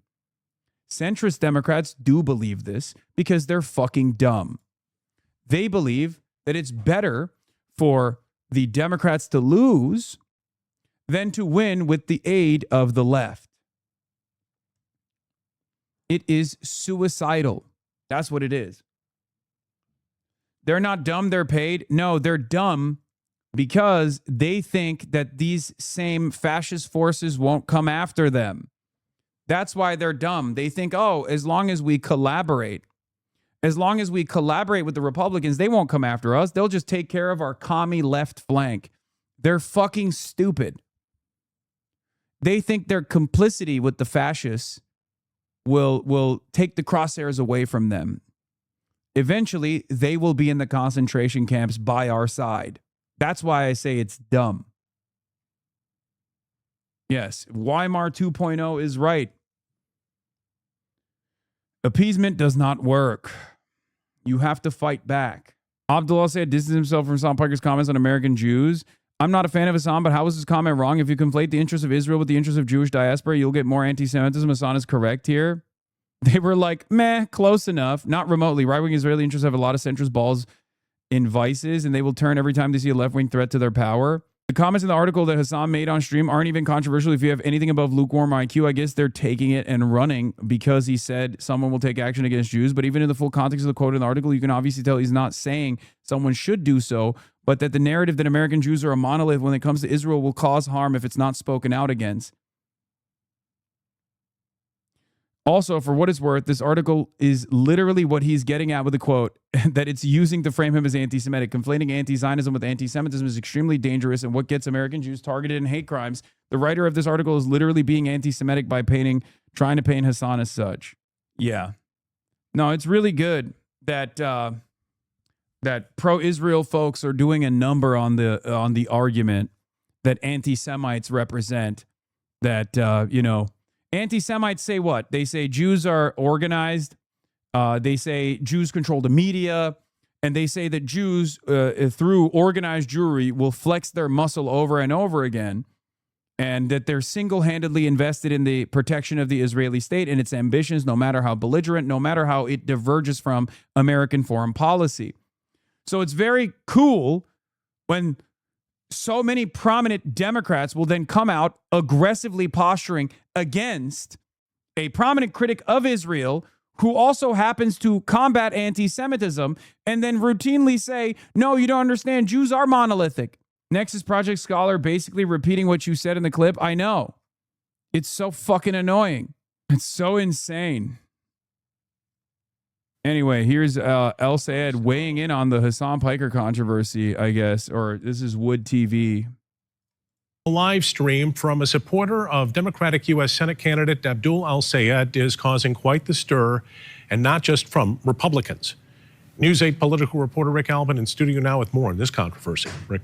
Brian, that post that was from Twitch streamer Hassan Piker, who was once quoted as saying America deserved 9/11, suggested support for Israel is unpopular and says, quoting here, if Jews in America keep putting this idea out there that they are singularly invested in Israel, eventually someone's going to come around and take action, end quote. Piker has campaigned alongside El Sayed. While not condemning the remarks directly, El Sayed released a statement saying, in part, quote, nobody speaks for the campaign besides me and my campaign spokespeople, end quote.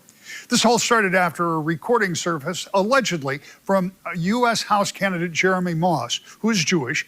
Moss was heard on a recording saying, quote, I would say that the entire purpose of my campaign is to make sure America continues to support Israel. That's the end of the quote, but Moss denounced the clip, calling it a manipulated and unsourced audio with things I never did and never would say. El Sayed's GOP opponent, Mike Rogers, condemned the Piker's remarks and tied the streamer to El Sayed's campaign. Democrats are weighing in as well, including Grand Rapids Congresswoman Hillary Scholten, while not mentioning El Sayed. Scholten, who backed El Sayed's primary opponent, Haley Stevens, in the primary, called Piker a hack who thrives on hate, shock, and awe because he lacks substance. It's dangerous for everyone. It's going to be one of the biggest races in the country, and this is also going to be a race that, when you see this kind of exchange, will rapidly go from an online post to national news. Back to you. All right, Rick, thank you. Now to a growing issue for some Democratic Party candidates in November. Some candidates are denouncing recent words by the progressive activist Hassan Piker. I like that they openly mentioned that I'm a progressive activist. That's great. That's nice.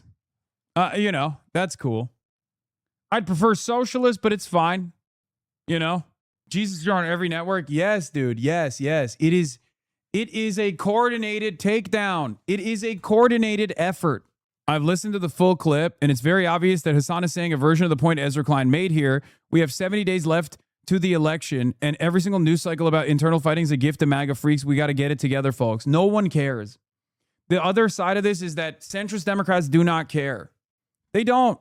Right-wing Democrats want Abdul El Sayed to lose. We cannot let that happen. Okay? We cannot let that happen. They want him to lose. They want to make the argument over and over again that Abdul El Sayed lost because he's too progressive. He lost because he was for Medicare for all. He lost because he was too critical of Israel at a time when the overwhelming majority of Americans oppose Israel. I'm sorry. It is unbelievable what's going on here. We have to redouble our efforts, not fucking shy away. They want you to be discouraged. Okay? They want you to be discouraged. They want you to feel sad and pathetic about the work that you put in. They want you to feel like everything you did amounts to nothing. Okay?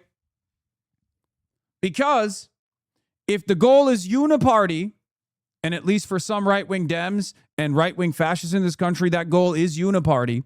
For them, your feelings of discouragement, your feelings of wanting to refuse to participate in this process is exactly the point. They don't want you to participate in this process in any way, shape, or form. Elections are not the end-all, be-all. Okay? You are not going to, by way of elections, defeat capitalism and bring about socialism. That's not going to happen. I don't think that it will happen. In a bourgeois system, obviously, capital will be protected no matter what. Having said that, however, if you were to just decide that there's no reason to participate in electoral democracy, you are a fool and you're giving in to their desires. You're giving in to their demands, especially when we already have, for the first time ever, effective communicators on our side. This is how you grow the fucking movement. Their goal is to feed nihilism to you, the poison of nihilism. Their goal is to make you feel like none of your efforts matter. Okay? Your efforts don't matter at the end of the day. This is the centrist right-wing party, baby. This is the party of the centrist Democrats. This is the party of Zionism. This is the party that will defend Israel no matter what. They want you to feel this way. We cannot let them win. Establishment Dems saw the 2024 defeat. And a major part of that was their reluctance to move on Gaza. They saw that, and now they are doing everything they can to make the midterms competitive after 2 years of MAGA fascism. They're trying to find new ways of punishing people who critique your emotional support apartheid state. They actively are trying to find new ways of defanging a movement that demands a recalculation of our relationship with Israel. And they're making that the position that they hold on to rather than talk about ICE, talk about prices, talk about Trump's corruption, talk about Trump's violence, talk about Trump burning American credibility and American munition at the behest of Israel in Iran. We have to see the larger picture here, and we have to continue saying the truth. They want to make it costly, but the truth will always prevail. Okay? That's it. They want to destroy your hope. They want you to check out of the political process. It makes it easier for them to control the strings of society. It makes it easier for them to never have to deal with their colleagues in the Senate or in the House of Representatives when no one is fucking talking about Medicare for all. Okay? They also don't want this wave of support to bring about real changes. They don't want this wave of support to bring about changes internally in the Democratic Party, because not every single Democrat, there's hundreds of them in the House of Representatives, not every single one of them is refusing to speak out against Israel because they are just like primarily invested in defending Israel. They're not zealots, not all of them. Some of them are, but not all of them are. A big part of the reason why some of these elected representatives don't speak out is because they're fearful. They're fearful of the barrage of hit pieces, the barrage of guilt by associations that they'll receive, the attacks that they will receive from AIPAC, the attacks that they'll receive from prominent Zionists in the pundit class. So we have to continue fighting. We have to overcome this sophisticated and absolutely coordinated smear campaign. And we have to always say the truth. Because I do believe that if we make it out of this midterm season with significant victories under our belt, other Democrats are going to start taking notice of this. They're going to want a piece of that action. They're going to want a piece of the momentum. At the end of the day, these are public servants. These are elected representatives. They represent us and our interests. Okay? They represent us and our interests. Piker's response to Democrats criticizing his anti-Semitic statement is to claim that it was secretly orchestrated by AIPAC. AIPAC boss call was made. They are unanimous in their hatred of me, and I welcome their hatred. If you're a defender of Israel's genocide, of its occupation, of its child-killing spree, then your boos mean nothing to me.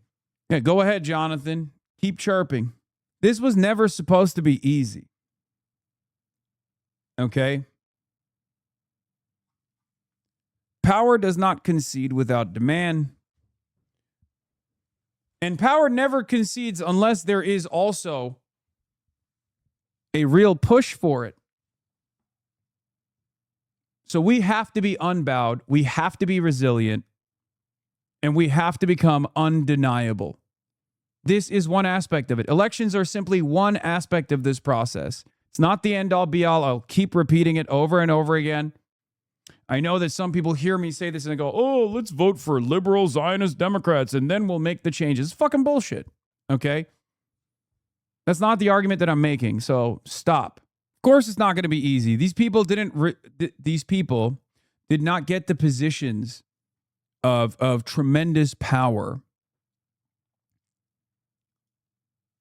by mistake, by sheer happenstance. They didn't. They worked hard. They were conniving. And of course, they're going to do everything they can to keep their position of power. They're going to do everything they can to keep their comfortable sinecures. That's it. Raphael Shimonov says, I don't see anything wrong with what Hassan Piker said here. He's not saying he wants that to happen. He's stating the obvious repercussions of legacy Jewish institutions and leaders lying to Americans and the world to claim that the Jews are a monolith on pro-Israel support. What Hassan said is not only not anti-Semitic, it's not even neutral because it's anti-Semitic. And it's what Jews from anti-Zionists to even liberal Zionists have been saying for decades. Stop conflating our faith and culture with occupation, apartheid, and genocide. The more you do it, the more it fuels anti-Semitism.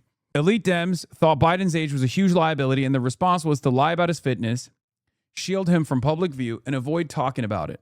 You know what they didn't do? Obsessively try to make his age and mental acuity a storyline for weeks on end. What they're doing here is decidedly not taking on a party liability, but trying to reframe an ideological debate that they've already lost as an unsettled question about optics and electoral strategy. They are creating a liability as a cudgel. Yeah. How do you seriously not fall into nihilism? I literally need guidance and advice. I've repeated this over and over again, but it's because I maintain revolutionary optimism by looking at what we have accomplished thus far. Okay? I don't take victories for granted. I don't take messaging victories for granted. I don't take electoral victories for granted. I don't just go, oh, it's too late. That's how I maintain revolutionary optimism. I hold on to threads of hope so that we can weave together a better future for America. That's how I do it. And at times, it's tough. At times, it gets quite difficult. Okay? At times, it gets quite difficult. And here's the thing. At times when I feel discouraged, I also will let my spite motivate me. My anger and resentment motivate me to continue. Okay? And you can do that too. Imagine people that have defended some of the most violent things that you have seen. People that have no shame whatsoever, that do not shy away from, even at this point in 2026, still actively defend, go on the main stage and actively defend Israel. You want those motherfuckers to win? You want those people to win? They want you to be silent. They want you to shut the fuck up. They want you to be scared. They want you to submit. They want you to stay out of the political process. You want AIPAC to win? Get the fuck out of here. Here's the thing. I see this as going through the motions of the same process that AIPAC is going through right now. It's not a secret that they despise me, okay? And I welcome them. I welcome their hatred. Not a secret. It's fine. Your boos mean nothing when I've seen what makes you cheer. And what makes you cheer is the death of children, okay? Death and destruction, a genocide. So here's the thing. Here's the thing.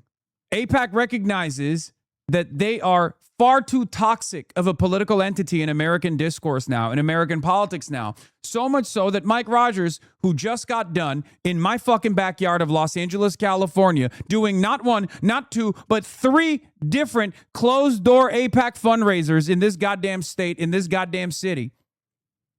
And in that conversation that he had with AIPAC bundlers and pro-Israel donors, or 4, not 3, sorry, 4 apparently, I apologize. In the first meeting that he had with the AIPAC fundraisers, he begged them to not associate directly with the campaign, which is illegal, by the way, just so you understand. You are not supposed to be able to have direct correspondence with, PACs that are fundraising for you, but obviously we don't have any fucking laws. We don't have a real FEC, so who's going to prosecute that? Nobody knows. Maybe one day when the Democrats have Senate majority, Democrats have majority in the House, maybe we can start prosecuting some of this stuff. I'm not holding out hope. Listen, Mike Rogers told AIPAC fundraisers to stay away from the race directly, to continue fundraising for him, but to do it in a more opaque structure. He did not want AIPAC to be directly involved in the race in the same way that AIPAC was in the Haley Stevens run. Because Mike Rogers understands that AIPAC is toxic. So what I think AIPAC is trying to do is make me toxic. They want me to also be hidden and quiet behind the scenes, only show support every now and then. It's not going to work. Of course it's not going to work because, 1, I'm a fucking Twitch streamer. Okay? And 2, even if I were to go away, people's resentment towards Israel will not. I didn't invent hating Israel, okay? Yeah, here it is. Rogers' allies urged AIPAC to get involved without putting the group's name front and center. People familiar with the talks told Axios one option, directing AIPAC donors to a pro-Rogers super PAC instead of the group running its own ads, or a joint fundraising group the Rogers campaign has established with the national GOP. Rogers' team also proposed hiring AIPAC political strategists to help guide its effort. But AIPAC officials weren't satisfied. They leaked it to Holly Otterbein at Axios. AIPAC officials weren't satisfied. The group wanted a visible role in defeating al-Sayed and argued that because Rogers is strongly pro-Israel, al-Sayed would time to the pro-Israel lobbying group regardless. AIPAC very clearly saw this race as a prime opportunity to salvage their reputation after losing so many primaries. Being denied that by Mike Rogers, of all people, who's still asking for their money anyway, is catastrophic. That's where we're at. They want their opposition to feel the same level of enmity that they receive. They want their opposition, which ironically enough is a testament to how far they've fallen, because if AIPAC, this massively consequential political action group, is now putting up their primary opponent as a fucking Twitch streamer, as a socialist, anti-imperialist Twitch streamer, oh my God, you've fallen off. You have fallen off so fucking hard. Multiple Democrats in Congress have decided to speak out against Hassan Piker today. Josh Gottheimer, Jackie Rosen, Hakeem Jeffries, Richie Torres, Elisa Slotkin. They're Israel First Democrats. It's that simple. That's it. Rogers featured you in his latest campaign video. Abdullah El-Sayed is extremely scary. The people that he have around him speak nothing but rhetoric. One of his key spokespeople, he has done on social media, and you can. This lady is a kook, by the way. She's crazy. She's supposedly a Democrat. She's an anti-vaxxer, anti-LGBTQ. You won't see that in this fucking ad, obviously. She's a crazy person. Look it up for yourself regarding how much he's a racist and how proud of it he is. I don't give a what black people care about. Oh, black people care about this. Black people care about that. Like, shut the up. Black folk want to engage in radical activist language in this chat. Suck my back to a better time when lynchings were happening. This is what I like. It's because I'm racist. That's why. We'll see. Because I'm racist, dude. I'm not voting for someone that's who he keeps company with. I don't expect your friends to be everything that you think and say and do. But when we're talking about rhetoric like that, and that 9/11, that the United States deserved that. America deserved 9/11, dude. I'm saying it. What else is he up to? Both parties are Israel or capitalism servants. You're pissing both of them off. It's simple. I want to be optimistic about the movement, but I doubt the game mechanics will permit it. We have no other option but to fight, man. That's it. What's the other option? What's the alternative? We just let him win? We can't. So we keep fighting. It's that simple. The people that we care for, the crimes that have taken place that we must address, we can't just cast it aside. We can't just check out of the system. We can't just check out of the process. Do you understand? We can't just decide like, fuck it, who cares? You know, it's too tough. Especially when our enemies want us to feel nihilistic. Our enemies want us to shy away. I feel like we're at an inflection point in this country's politics. Path A is the people waking up and continuing to support people like you and the DSA, and we might be able to achieve a better future. Path B is rebuking DSA and you, and we just roll straight into fascism. Look, the job's not done, and it'll never be over, okay? I will never let setbacks like this get in the way of demanding further progress no matter what. Because we do not have the comfort of failure. We do not have the comfort of just saying, all right, we don't have the comfort of indifference. Okay? Like, even if the Democratic Party decided to destroy Abdul's chances of winning this race, as they're actively trying to do, okay? And that they were able to just quietly destroy all of the DSA aligned and DSA cadre candidates and pack them up. What are we supposed to do? Just decide it's over? We don't have the luxury of indifference. We don't have the luxury of complacency. We just can't. We can't allow it to happen. We just move on, and we recalculate, we recalibrate until we win. It's that simple. That's what happens when you believe in something. Our opposition is cynical. They don't believe in anything. All they believe in is maintaining their seat of power. But that's what happens when you believe in shit, okay? You keep fighting. If you stand for something, you have to keep fighting. It's that simple. So let the victories, no matter how minor it may seem, no matter how marginal it may look like to you, let those victories give you confidence. Because of course it's going to be tough. Of course people are going to yell at us. People are going to say we're bad. People are going to say we're wrong. MAGA erupts in fury with Hassan derangement syndrome. Tuesday. Hope everybody out there is having a great day. Got a lot of stuff to get to today. So in a little bit, Trump has a stage 5 meltdown at Tucker Carlson and Marjorie Taylor Greene because MAGA has completely and utterly collapsed around him. So I'll have a lot to say about that. We also have Joe Rogan taking shots at AOC and mocking her over her comment that woke one was crazy. So we'll dive into that as well. And then later on, we have a billionaire, Mark Cuban, panics and throws a tantrum against universal health care, Medicare for all, which is just beyond disgusting and grotesque, and he should be ashamed of himself doing that. So I'll have a lot to say about that as well. And you guys know the deal, man. Everybody do me a big favor and subscribe to the channel and click that bell icon. That helps out big time and costs you nothing at all. You, of course, can support the show on Patreon as well. Remember, y'all, this is real independent media. I've never talked to an advertiser. I've never done an ad read. I never will do that. I'm very proud of what we built here. You guys made that possible by giving $1 a month or $2 a month or $5 a month. So I appreciate it from the bottom of my heart. And then, of course, you could also sign up for Crystal Kyle and Friends on Substack. That link is below. And go sub to Corin's World and come hang out with us live on Monday nights as well. All right, let's go ahead and jump right in. So let me start with this. Abdul derangement syndrome and Hassan derangement syndrome has now hit crisis levels. Okay, I mean, this is like nuclear levels of bad faith attacks and smears and, disgusting, underhanded, bullshit, dirty politics nonsense. That's what we're now witnessing here. So, you had a disgusting and fraudulent attack from Mike Rogers, the Trump cuck, running against Abdul. He said the following: more calls for violence coming out of the El Sayed campaign. Here is his running mate, Hassan Piker. What? saying that if American Jews support Israel, they will be violently targeted because of it. This is all in reaction to Michigan Democratic congressional candidate Jeremy Moss, who happens to be Jewish, saying he is unsure if he will be able to support Abdul for these very reasons. Absolutely disgusting, he puts in all caps, so you know he's serious. If Abdul el-Sayed had any courage at all, he would call this out and disavow Hassan Piker once and for all. We're waiting, Abdul. Okay.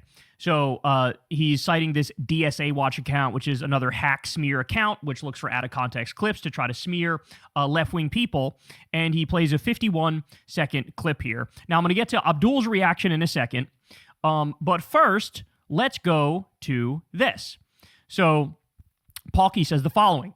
Mike Rogers is pushing a blatantly clipped video. In the full clip, Hassan never called for violence. He was discussing Jeremy Moss's refusal to endorse Abdul el-Sayed and that the worst anti-Semitism comes from those who conflate all Jews with Israel. So now I'm going to play the entire comment that Hassan made, and you're going to determine whether or not you think he's calling for violence and whether or not you think this is anti-Semitic. Let's listen. Here we go. I wonder what he has to do to gain the support of Oakland County's Jewish community. Yeah, he has to drop his critiques of Israel. That's what it is. Now, is Oakland County's Jewish community in unison making this demand of Abdul el-Sayed? No, of course not. But if there isn't opposition from Jewish figures in this community that are loud about the divergence between this representative and their own desires, then the media narrative will set in. Even if they don't realize that this media narrative presents Jews as single-minded and singularly invested in the continuation of the Israeli apartheid. I don't know how many different ways I can explain this. I don't know how people don't recognize how dangerous this predicament is, how dangerous this is for Jews. You're running around basically tying your entire identity to a country that inevitably will be seen as basically Jewish ISIS. And you're saying, as Jews, this is all we care about.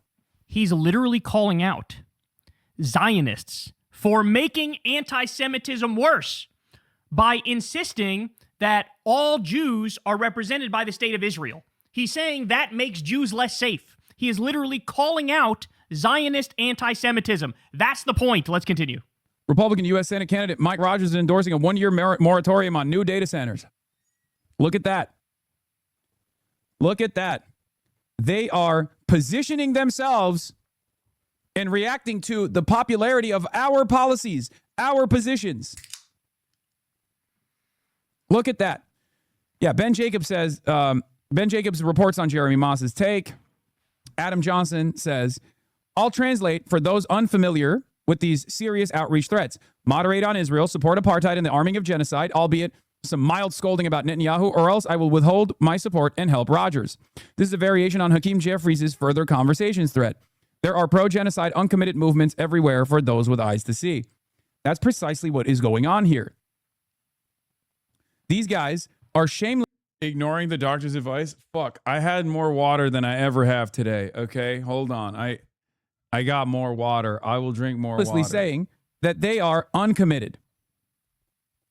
They're uncommitted to Abdul el-Sayed because Abdul has an anti-genocide position that is broadly popular, and these guys can't contend with that reality.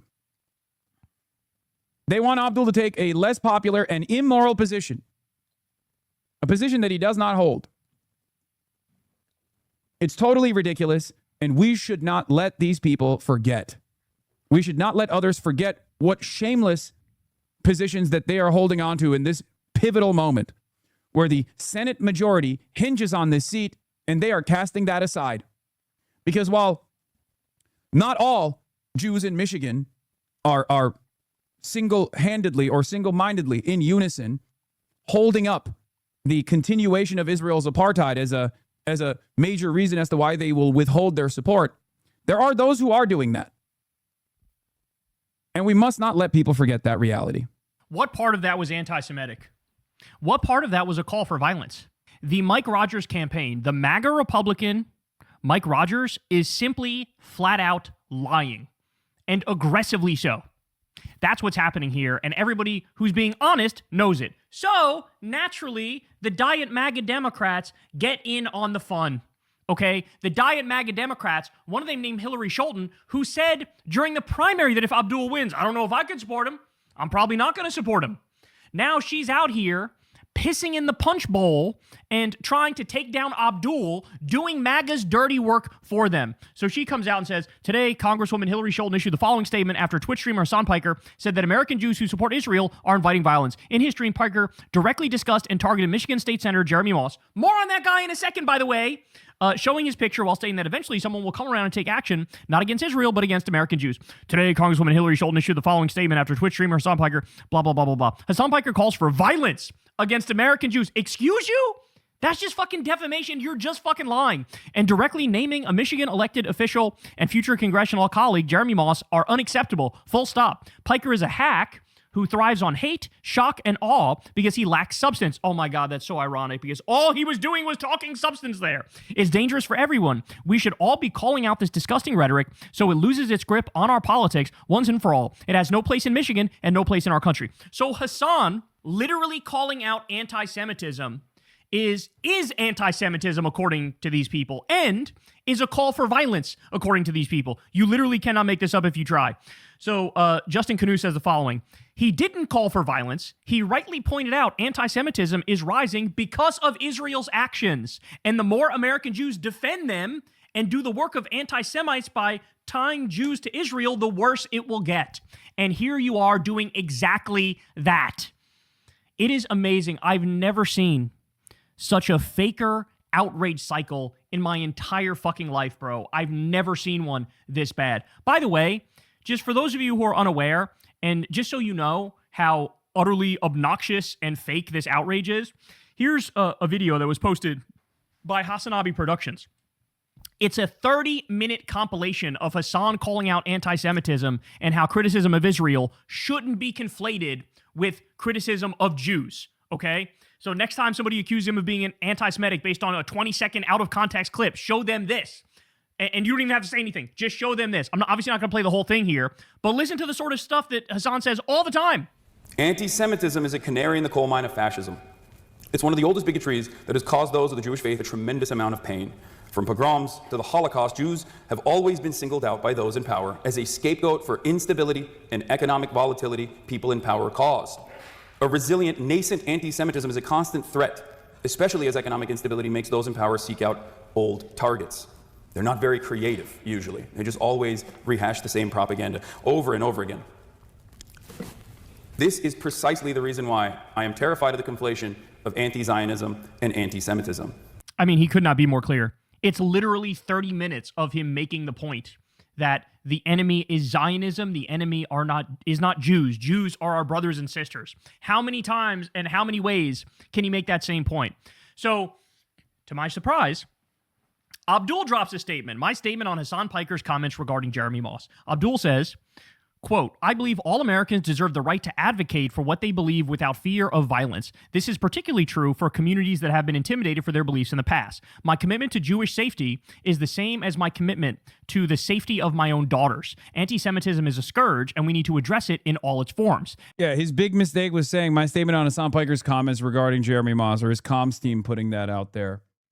Because if he just like released this statement in and of itself, then it's fine. It's the same thing he's been saying over and over again, right? But then the media immediately took that as like, oh, he's distancing, he's disavowing, we finally got him. And it really sucks because, like, it doesn't even suck for me. I don't care. You know what I mean? Abdul El-Sayed could come out tomorrow and be like, I fucking hate this guy, right? Who gives a shit? I care far more about what he stands for, what he's advocating for, what he's fighting for.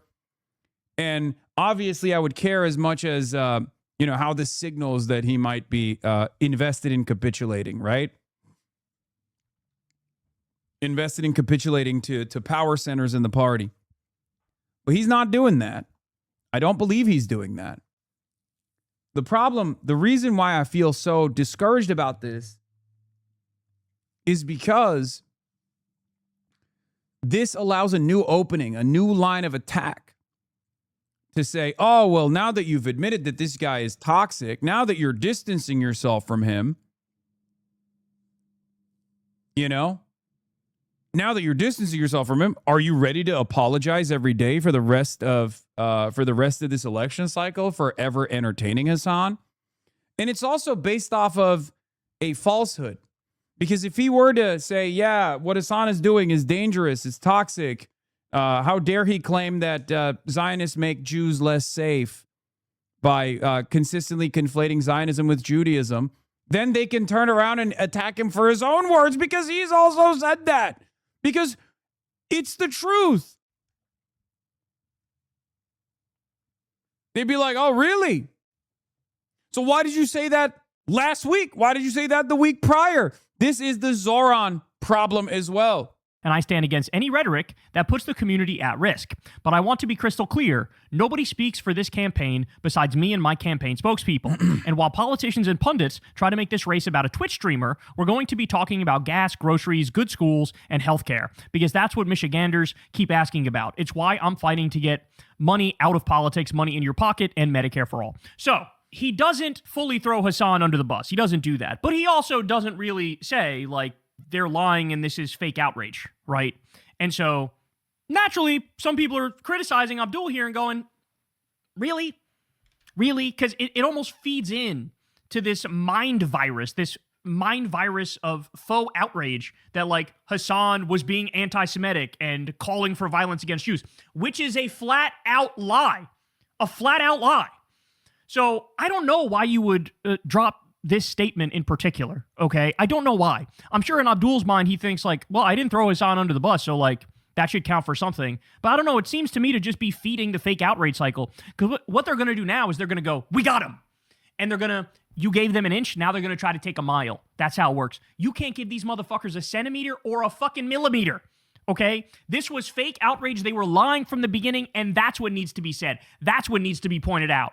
It should be pointed out that Hassan was calling out anti-Semitism in the clip where they say he's being anti-Semitic. So now, by the way, this guy who the Diet MAGA Democrats are rushing to the defense of, Hillary Scholten is rushing to the defense of, and Mike Rogers is rushing to the defense of. Listen to what Michigan State Senator Jeremy Moss, a Democrat running for the U.S. Congress this November, was caught on tape saying. And what he said on tape is, quote, I don't think it's wrong for Israel to use America as a pawn. America is not our homeland. That is like literally the definition of being Israel first. That is a comment, ladies and gentlemen, that should be criticized by everybody. To not criticize that is fucking insane. It is insane to not call that out directly. And yes, people like this increase anti-Semitism because they come out and they say, Israel is representing all Jews. If you're Jewish, Israel is representing you. So when they shoot babies in the face, when they bomb innocent people, when they bomb UN workers, when they bomb World Central Kitchen workers, Israel is representing the Jews when they do that. That's what they're doing.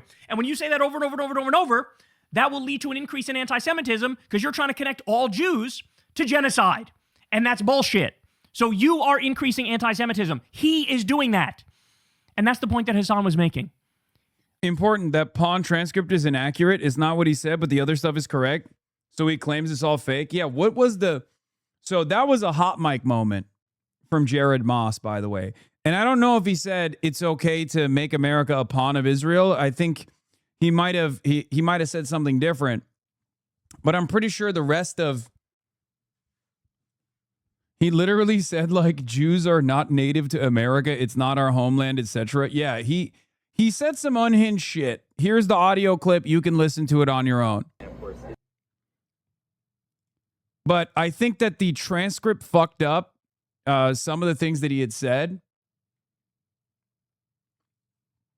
And that's why he's claiming that he didn't say any of these at all, or that the recording was doctored at all. And so honestly, I would say that the entire purpose of my campaign is to make sure America continues to support Israel. You know, I don't think it's wrong for Jews in America to want to put Israel first. America is not our homeland. Yeah, this part gets mumbled. But the other aspects of the speech are just like very clear, right? Like where he says, you know, I think he's saying, I don't think it's wrong for Jews to care about Israel instead. I think that's what he's saying. But then he like straight up says unhinged ass nonsense. That isn't true. That's the problem. This is not true. Okay? This is objectively untrue. Of course, for American Jews, America is their homeland. Okay? This is what I mean when I say like this is not representative of the broader Jewish mentality. This is not representative at all of how many American Jews feel. Even those who actually feel a sense of sympathy or a sense of loyalty to Israel don't fucking feel this way, okay? That's why I always say there is this weird handshake between some of the most rabid anti-Semites and some of the most rabid Israel defenders. It's the it's the Jonathan Pollard equation, you know, where Jonathan Pollard will go on Israeli news and say like, of course we have dual loyalty. Now, of course, he's in Israel now, so obviously he can say whatever the fuck he wants in Israel. But like, that is objectively increasing anti-Semitic sentiment in the country. When people hear that stuff, especially because they're far removed from Jewish people in general, they don't live in neighborhoods where Jewish people live in, they've never met Jewish people, you know? And they hear stuff like that and they suspect Jews of having dual loyalty, and they go, oh, see, here it is, an admission. That feeds into anti-Semitism. Yeah, Matthew Petty responds, the head in the office, saying, here's Ezra Klein saying almost the exact same thing Hassan Piker is being denounced for, by the way. Anti-Zionism is rising as a response to what Israel is doing. It will simply not be possible to treat it as a marginal viewpoint that can be shamed or shunned into invisibility. Yes, anti-Semitism often cloaks itself in anti-Zionism, so don't do the anti-Semites work for them. If you keep telling people if they oppose the Jewish state, then they must hate Jewish people, eventually they will believe you. That's what I mean when I say you're teaching people the wrong lesson. Right? Matt Petty says, in-group versus out-group. To which Bolsa de Miedo responds with, it's literally too late. Dual loyalty is now mainstream. Debate is now between those who say that Jews are directly activated by the Israeli government, Pollard style, or it's just general political affinity. Now, that's a more cynical approach than the one that I take. Okay? Like, this is, I think Bolsa de Miedo might even be in Israel, if I'm not mistaken. He might be one of the anti-Zionist Jews in Israel, which, of course, is it kind of breaks your brain a little bit when you're at the center of it all. But it definitely breeds a lot more resentment, a lot more hostility. They're like BM. The other guy who's always in my replies being like, dude, shut the fuck up. It is Judaism. And it's like, dude, please stop. I understand that like you lived through this process in Israel as a anti-Zionist Jew. So your opinion on it is, I really hate you. Yeah, BM, I really hate you on Twitter. But ultimately, what's the difference between being an anti-imperialist American and an anti-Zionist in Israel? Exactly. It's not dissimilar. Yeah, it breaks your brain. Everybody positions you as an op. Did you see this? When the head of a major left-leaning DC think tank regularly gets in fights with a Dem base and progressive influences on social media almost in an irrational and uncontrollable way, does that ultimately hurt the think tank? Left-wing rep Mark Pecan from Wisconsin said, an apparent reference to the Center for American Progress CEO Neera Tanden, a vocal critic of Piker on social media. Yeah, I'm glad that there are some people who are starting to pick fights with Neera over her ridiculous attitude. Anyway, the point that I'm making is this. If anti-Israel sentiment is already is no longer a matter of discussion, right? If both sides are increasingly becoming more and more anti-Israel, the question remains, do people become anti-Israel from an anti-Semitic perspective, or do people become anti-Israel from an anti-Zionist perspective? And I don't want to know the answer to that question. But what I can tell you is this. A lot of the pro-Israel institutions that actively attack me are playing a very dangerous game. Because you take me out, next guy, well, there are already plenty of people that are prominent in this field, in this space. Many of them are not so careful about making this distinction, okay? But you take me out, and what remains after I go away is not going to be so careful, is not going to be actively defending the safety and security of Jewish people, because it's much easier it's much easier to convince Americans that Jews are this monolithic force. Just like it's much easier to convince Americans on other odious ideologies like white supremacy, white identitarianism. Americans are predisposed to tribalistic arguments. They like it. It's much easier for them to be anti-Israel from an anti-Semitic perspective, an anti-Semitic framework, than it is from a framework that not only opposes Israel's inception as a settler colonialist state, but also opposes America as well under similar grounds. And it's very frustrating when I see people who do care about anti-Semitism fall for this as well. People who are also critical of Israel, maybe not to the same degree as we are. And yes, Hillary Skolton is still talking about how she refuses to endorse Abdul al-Sayed. Jamie Raskin, you're standing next to this person. Please speak something reasonable here. Please, Jamie Raskin, what the fuck? Like, yeah, we don't see fucking eye to eye on you know, a lot of issues, and probably on Israel as well, but it doesn't matter. You're a little bit more, you're center left. Then are you wheeling it over? And if it is, you know, this big tent, then why not endorse it? Yeah, so Abdul has not reached out to me yet. If he would, I would have some questions. I have not endorsed him yet. And I think, as I made pretty clear, a lot of it has to do with past associations with Hassan Piker, current statements.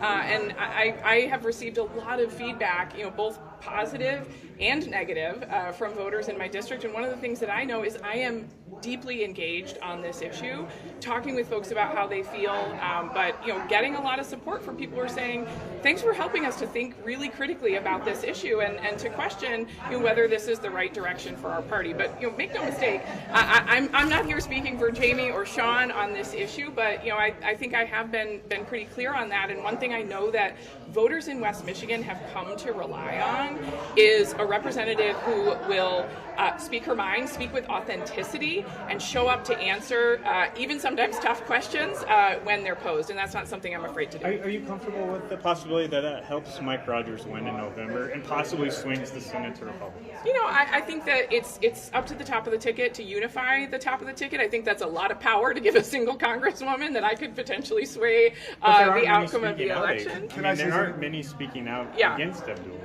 Well, I wouldn't go so far as to say I'm speaking out against him. I have spoken out against Hassan Piker pretty clearly, and Abdul crushed in this district, by the way. I guess her district didn't care about the Hassan Piker affiliation or endorsement. Did you see this Raskin statement from a couple weeks ago on Israel?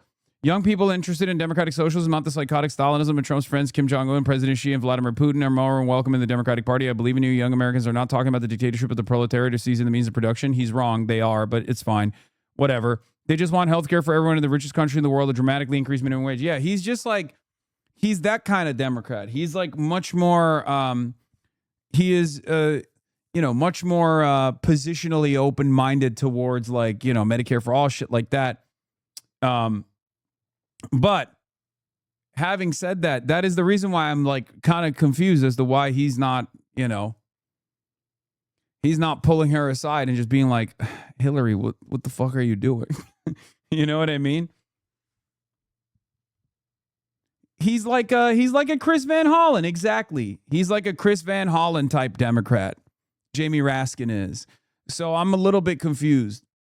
Jamie Raskin is the type of Democrat, by my estimation, maybe I'm wrong and maybe he'll prove me wrong, but he's the type of Democrat that probably sees the attacks and goes, yeah, I don't think this guy is actually anti-Semitic. I'm not going to say anything about it. Perhaps I'm wrong. There are Democrats like that out there whose silence is being noticed. Some of them are doing it because they understand that there is a 2028 ambition. There is a 2028 ambition out there for them, ambitions for higher office, and they recognize that the path towards winning the Democratic primary will abso-fucking-lutely revolve around not presenting themselves as pro-Israel stooges, right? And then there are, I suspect, others who see what's going on and they're just like, yeah, this is not correct. Well, I supported Haley Stevens, and I think I made the reasons clear why I did. But I think that the larger issue is that I'm out here supporting Democrats. I've been all over the. How much motion? Oh, it's not her. Okay, so here's the thing. Her endorsement, and I would say Moss's endorsement by my calculations, and I might be totally off base here. Maybe Abdul's team has a different estimate or a different weight that they're placing on it. But their endorsement isn't powerful on its own. It's more so their refusal to endorse that's driving the discourse. Right? What is this? Hassan say psych right now. The title is a lie. Oh, yeah, no. Yeah, she did. Dolly Parton passed away at the age of 80. So it's not that Abdul is desperate for their endorsement. It's that any kind of refusal to endorse feeds into the media narrative that recycles the same propaganda that like the Dems are in a state of disarray, right? And that's precisely the reason why the NRCC is pushing this line. Democrat Hillary Scholten posted on social media. Like, they know, Hillary Scholten knows the role that she's playing. The role that she's playing is the role of a spoiler. She understands that her endorsement doesn't carry a lot of weight for Abdul in her district. Her refusal to endorse Abdul al-Sayed is actually feeding into Republican attacks, claiming that the Dem base is not united around Abdul because there's something there. Where there's smoke, there's fire. It's to get like independents and moderates and people on the edges like a little bit confused and a little bit suspicious about Abdul al-Sayed. Oh, like prominent Democrats are not endorsing him. I wonder if there's something going on. And then they see the attack ads and they're like, oh, maybe it's because he's a Islamic jihadist. It's a lie. Why are you confused by this? I understand you being mad, but it was obvious they would do this. No, after the rat fucking Bernie in 2020, where the winner of Iowa conceded to Biden. Why is this surprising? As a poli-sci major, why are you appealing to their reason and consciousness when their pursuit of power is everything to these people? Twofold. One, because I'm not going to succumb to nihilism, especially at a time when we've actually generated tremendous victories. And I'm just not going to push that aside. And two, this is an opportunity for me to present myself as an impartial analyst, even though I'm in the fucking middle of this story myself, to others who are paying close attention to this race. So while I suspect the Democrats of playing the role of a spoiler, I still have to, present the story to newcomers as something that I'm shocked by. And also, there was an instance where I was shocked by it. There was an instance where I was actually confused because there was a unification that took place immediately after the electoral victory. When the primary was over, there was a hugging of Abdul al-Sayed. Hassan Piker's dangerous and hateful language targeting Jewish Americans has no place in our civic discourse, suggesting that Jewish Americans bear responsible for hatred or violence directed against them is wrong, dangerous, anti-Semitic. We can and should argue fiercely over policy. No American should be told that their political beliefs make them responsible for hatred or violence directed against them. There is a bright line between vigorous debate and rhetoric that stokes hatred towards our neighbors. Mr. Piker has crossed that line repeatedly and unmistakably. Again, same message. Boss call. Same message every time. These guys don't have an independent thought of their own. It's you know, I think why they won't have you on. Yeah, this is exactly why they won't have me on. Here is Waters after last night's Abdul Al-Sayed conversation saying he actually kind of likes the guy. In this case, I thought the interview was fine. Thought it was compelling. He's a confident guy, kind of a guy's guy, but I don't trust him. You know, I like him. I don't want to like him. I like him for some stupid reason, but he's not right for Michigan. Yeah. No, but this is also part of the reason, because our positions are not fucking insane. Our positions are unbelievably sane. And if we have at least like a level of confidence and a level of charisma to defend these positions, even the most hostile and most contentious interviews will turn into ones that are where, you know, the audience reception will be different. We're going to be covering the Abdul Al-Sayed. We're going to be covering the Abdul Al-Sayed Jesse Waters interview in a second, because it was very good. He did a lot of great things in that interview. Bro, I'm gonna fucking lose it. I'm gonna fucking lose it. Now, by the way, the little cherry on top of this conversation, and this is what Abdul should have said. The official Mike Rogers campaign outreach team is full of neo-Nazis who participate in group chats that praise Hitler and call for Jews to be sent to North Korea. You won't hear about this because Mike Rogers supports Israel, so the media will lie about Hassan instead. This is literal, guys. This is literal. New, Mike Rogers announces members of outreach team who defended Hitler group chat and spread misogynistic comments. Quote, chat filled with praise for Hitler, gas chamber jokes, racial slurs, and rape comments. Jesus Christ. Quote, I love Hitler. He referred to black people as monkeys, and the watermelon people, and mused about putting opponents in gas chambers, and called rape, quote, epic. These are the people working on fucking Mike Rogers' campaign. And we're having a conversation about Hassan Piker, who was calling out anti-Semitism? Oh, no, bro. So, guys, I gotta say, I feel fucking horrible for Hassan, man. They lie about him so shamelessly, so brazenly, so aggressively. They, like, bully the media into just accepting their description of events. Now even Abdul released a statement that doesn't really throw Hassan under the bus, but also doesn't defend his name. Like, see, now I'm sort of fed up. I'm sort of fed up of even the defense of, like, well, I believe in free speech and I'm against cancel culture, so stop canceling Hassan. No, somebody needs to go out there and stand 10 toes down and puff their chest out and say, he believes in universal rights.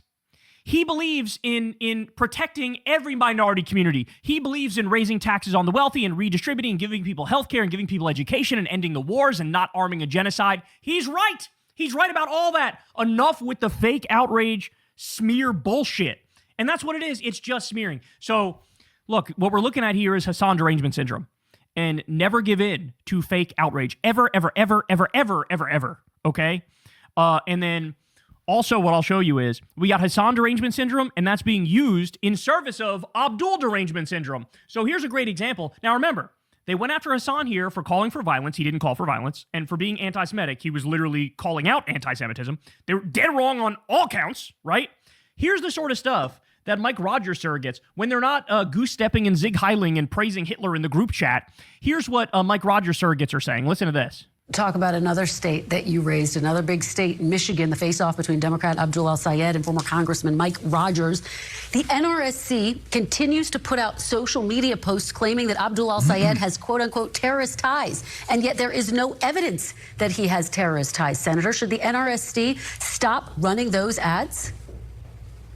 Well, we know without question that he had family members who helped resource Osama bin Laden. Oh, my God. Oh, my days. You have U.S. senators going, well, sure, but, you know, he's basically in Al-Qaeda. He's basically ISIS. You know, he personally helped Osama bin Laden. So, like, yeah, bro, I think that's fucked up. The shit that Republicans get away with.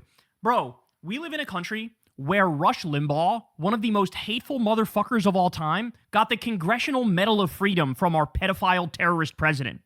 And I'm supposed to be mad at Hassan Piker for being correct, for saying true things, for supporting universal human rights? That's the scandal? That they tarnished something and twisted it and lied about it and pretended like he was being anti-Semitic when he was calling out anti-Semitism, pretending like he called for violence when he fucking didn't? He was literally warning about an increase in violence because of Zionist anti-Semitism. That's the whole point. Oh my God. Yeah, I mean, Abdul's basically an ISIS. Can we talk about this? Can we talk about this? Hey, Hillary Scholten. You know, I replied to Hillary Scholten with her fucking smear attack against Hassan. And what I said to her is, do you have any thoughts on our pedophile terrorist president bombing innocent fishermen and murdering them literally today? You've said nothing about the pedophile terrorist president murdering innocent fishermen with no due process whatsoever. You've said nothing about that today, but you called out Hassan Piker, a fucking Twitch streamer. Are you kidding me? I mean, these people are sick. These people. It just makes the entirety of the Democratic Party look deeply unserious. It makes the entire anti-Trump movement look fucking stupid. And worse than all of that, it makes the entire anti-Trump movement look like they are super, super pro-Israel because, unfortunately, some of the most prominent Democrats in the country are super pro-Israel. They are Israel first. That's the issue. Fucking sad, man. Are sick. If you are punching left in this moment, you are the scum of the earth.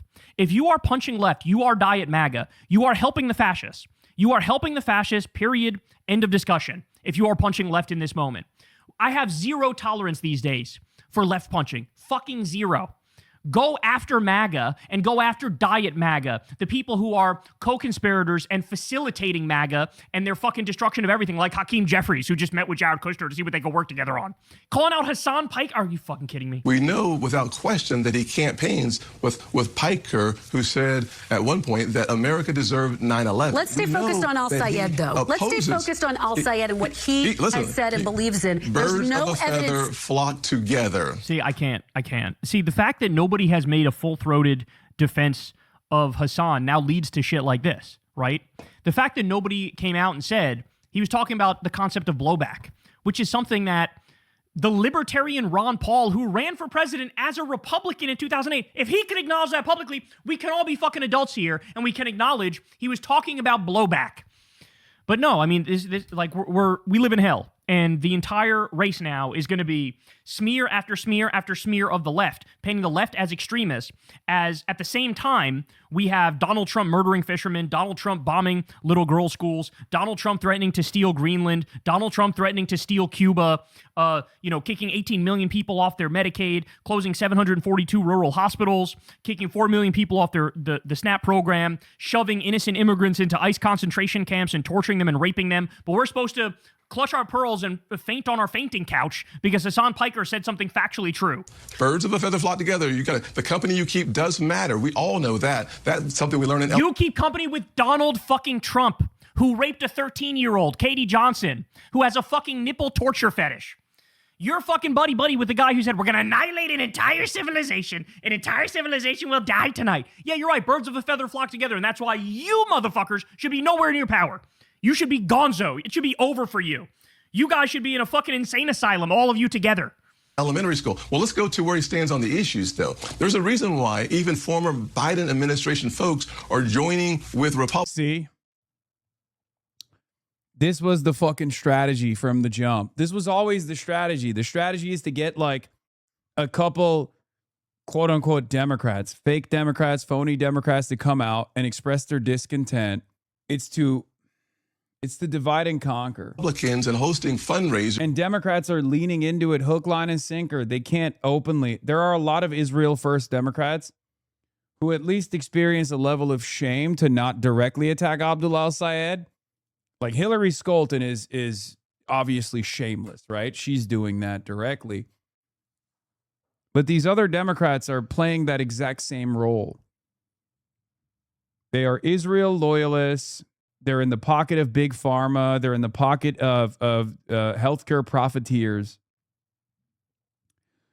And they can't come out and actively be like, Abdul al-Sayed, we hope you lose. We hope you lose we hope we lose the Democrat Senate majority.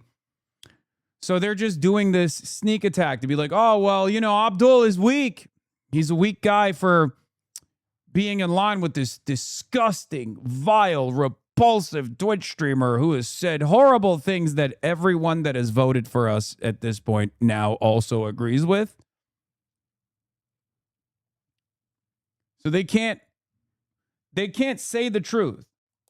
The truth is, they don't like that Abdul is critical of Israel, and they want to maintain a pro-Israel position in the party for one reason or another. Right? They can't just come out and be like, we don't really fuck with Abdul. We don't really even want to win the Senate majority if we win it with Abdul, who is critical of Israel, who happens to have the popular support and the popular position on this issue because we oppose democracy. They can't say that out loud. So they just try to find anything else they can. But yes, their goal is to create an established narrative, a line of attack that leans into what the Republicans are saying. They're just channeling the Republican communiques, but they're actually just mad at you. They're mad at you for participating. They're mad at you for having your voices be heard. They're mad at you for going out and phone banking, door knocking, getting involved in the electoral process, and actually defeating incumbent Democrats. We took out a lot of incumbent Democrats, folks. A lot more than the Tea Party movement did. And the Tea Party movement was orchestrated and backed by Republican mega donors, billionaire Republican mega donors. It was entirely astroturfed. We took out major incumbents. What, you think that was going to, you think that they were going to leave that unpunished? Of course they're going to punish us. That's it. Throughout Michigan to support Mike Rogers. Here's one of the reasons why. We've got a candidate. Yeah, because they're all bought by the fucking Israel lobby and they're diet MAGA, and they know that Abdul's actually going to cut off the weapons to Israel, and they would do anything to continue to fund the genocide, and so they're Republicans now. And Abdul El-Sayed, who wants to abolish ICE. Everybody should want to abolish ICE. It's a criminal gang. It's not a fucking government agency. They're not upholding the law. They're destroying the law. And the police. Here's a candidate so radical that even Democrats in Michigan are joining forces for the You got like literally two of them on somebody's front lawn, and they're all funded by Israel. first time with Republicans to elect Mike Rogers. It's just fucking disgusting. To be very clear, there is no evidence that al-Sayed supports any terrorist organization. Oh, thank you. Thank you for that.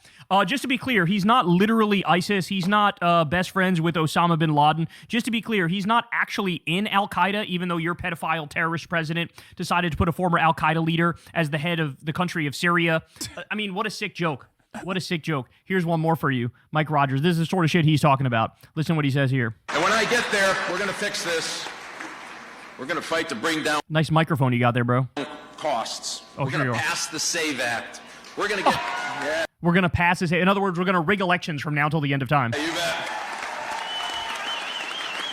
We're going to take transgender flags out of our schools and put the American school back in there. So Abdul is talking about putting money in your pocket and Medicare for all, and this guy's talking about removing trans flags from school and passing the Election Rigging Save Act to make Trump a dictator.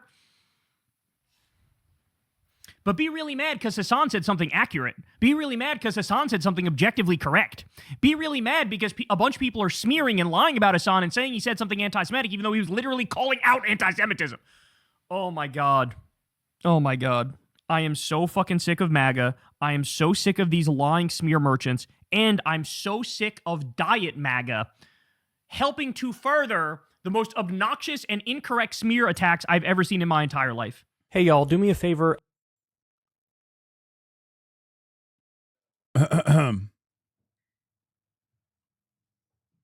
Oh, this was the other thing that I wanted to briefly bring up too, as far as the cynical framing around this, like in talks to endorse Abdul El-Sayed.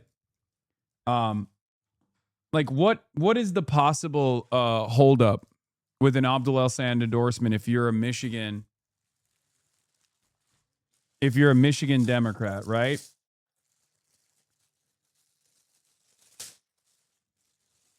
Like they're basically letting it be known that their holdup is around the issue of Israel. But of course they can't say that. So they have to make it seem like the holdup is actually like a sincere disagreement that somehow Abdul is trafficking in anti-Semitic conspiracies and his allegiance to a Twitch streamer is causing people to believe that. It's fucking bullshit. Right? Adam calls it out. He says, this framing is cynical bullshit like most of what Semaphore publishes. Moss was in talks to endorse El-Sayed in that he was reiterating to him that his support was conditional on El-Sayed changing his stance on Israel and Zionism. The fake Piker outrage is clearly pretextual. It's the Hakeem Jeffries further conversations veiled mob threat. Me and the Israel cry-bully lobby will keep manufacturing anti-Semitism scandals, in air quotes, targeting and thus weakening your campaign until you accept the core premises of Zionist ideology. Until our media correctly identifies these bad faith anti-Semitism scandals for what they are, disciplining mechanisms targeting electeds who threaten the lockstep arming and backing Israel, they will continue to be nothing more than PR surrogates for the Israel cry-bully lobby. 77% of Democrats believe Israel is committing a genocide in Gaza, yet only 8% of Democrats in Congress do. If you're wondering why there is a 10x gap in these figures, these disciplining mechanisms, these bad faith media campaigns, are one major way this disconnect is maintained. The second El-Sayed goes in front of a camera and spouts off all the brainless axioms, Israel has a right to defend itself, two-state solution, one bad man theory, Netanyahu, these anti-Semitism scandals will magically go away and the disciplining campaign will end. It's a formula. It's as predictable as the tides. None of this is good faith. None of this is about fighting anti-Semitism. It's about disciplining and imposing a political cost on anyone who breaks from the axioms of Israel and U.S. imperialism more broadly. This is exactly what they did to Zohran Mamdani as well.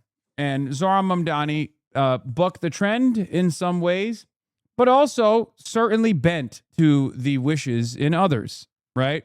And these guys are so clear. They don't care if Democrats lose. They don't care. They do not care if Democrats lose as long as the Democrats that win still maintain absolute fealty to Israel's ambitions. Okay? It's that simple. That's why I'm saying they are Israel first. Now I'm getting the AIPAC isn't the super PAC United Democracy Project is. Somehow this meeting led to the UDP canceling an already edited ad. I agree the lawmakers can definitely dance on the head of a pin, but we can use common sense to know what's going on here. Yeah.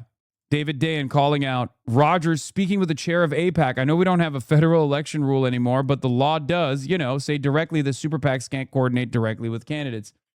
It was straight up illegal, not that the law fucking matters at all. And this is the one element where the conservative Democrats, the Israel firsters, will never in a million fucking years, take a stance on. Even if they were to prosecute Trump in any way, shape, or form, they're certainly not going to prosecute any Trumpian dipshits for violating election laws, especially as it pertains to violating election laws in direct coordination with the, Israel PAC. Anyway, going back to finishing off this centrists despise Hassan Piker more than they want to win article. They want Abdul to take a less popular and immoral position, a position that he does not hold, Piker said about Moss's demand. We should not let these people forget these shameless positions that they're holding on to in this pivotal moment where the Senate majority hinges on this seat. This is obviously an inconvenient topic for Democratic centrists who don't want voters to remember their party disloyalty if El-Sayed does end up losing. So in a bit of a political judo, they've cleverly turned Piker's criticism along these lines into a news cycle about him allegedly inciting violence against Jews. A news cycle that, as a bonus, also hurts El-Sayed's campaign while seeming to leave centrist fingerprints off of it. The other is that this comes less than 3 weeks after Third Way's announcement that it was now devoting itself to discrediting the left and targeting El-Sayed in particular. And a lot of these Americans who are on the left supposedly unironically think they can overcome propaganda. That they read these articles and they go, oh, fuck Third Way. But then they literally lap up Third Way's propaganda 2 weeks after the fact. That's the other side of the story. There are so many people that I see who are like, you know what? I don't really fuck with Hassan. Fuck this guy. I'm also pro-Palestine, but fuck this guy. And it's like, and then they literally regurgitate the fucking centrist propaganda that they seemingly are smarter than. They're not. You're not smarter than it. After all the hand-wringing and panic about deepfakes and AI, at the end of the day, the methods of propaganda and misinformation remain basically the same as they have been for decades, misleadingly editing and lying about what someone you don't like said. Did you see this, by the way? I did. That might seem odd. After all, sabotaging al-Sayed's campaign would be overwhelmingly contrary to the interests of these Democrats' own voters who are terrified of Trump and want their party to have a Senate majority. But al-Sayed losing would reap benefits for them as an ideological faction at a moment when they feel the party slipping away. It would allow them to resume casting progressives as the party's biggest electoral liability and help Democratic voters forget the party centrists handed Trump the presidency twice. If they create the perception that al-Sayed lost because of Piker, it would help discredit the broader socialist left that Piker comes out of in the eyes of these voters, just as Third Way is planning. And last, it would keep out a progressive who could tilt the whole Senate's political center of gravity leftward and instead install a right-wing candidate who is far more ideologically in common with them in terms of both his lockstep support for Israel and his corporate-friendly politics. This might seem surprising, but it's worth remembering that as reported by Amy Parnas and Jonathan Allen in their account of the 2020 election, centrist Democrats were seriously unsure who they would vote for if that year's race boiled down to Trump and Bernie Sanders, because their fears of losing their party to socialism competed with their fears of Trump winning a second term. Most everyone involved in the Democratic primary party considers the Michigan Senate race a high-stakes election, but many rank-and-file Democratic voters likely don't realize the stakes are very different for their party's centrist wing, for whom the most perilous outcome might be their party actually winning in November. So yeah, it hurts my soul that Abdul al-Sayed is in this unique position where he has to toe the line, okay?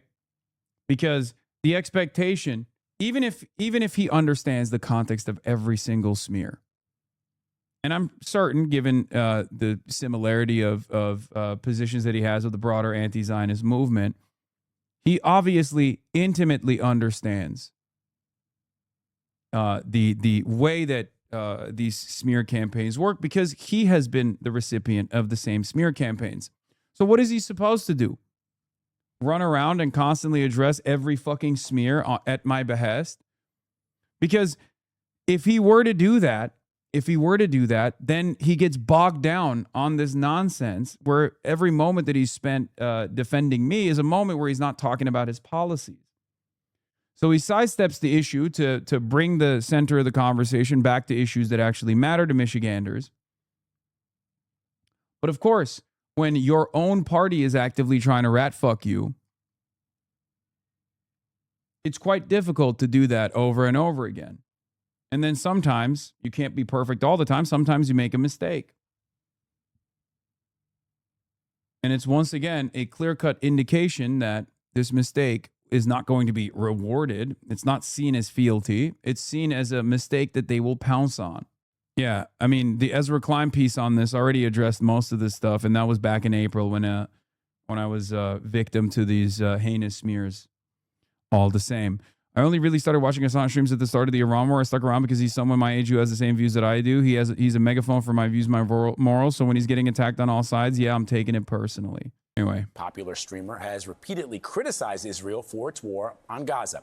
His rhetoric has become an issue for the Democratic Senate candidate in Michigan, Abdul al-Sayed, who is now trying to back away from Piker.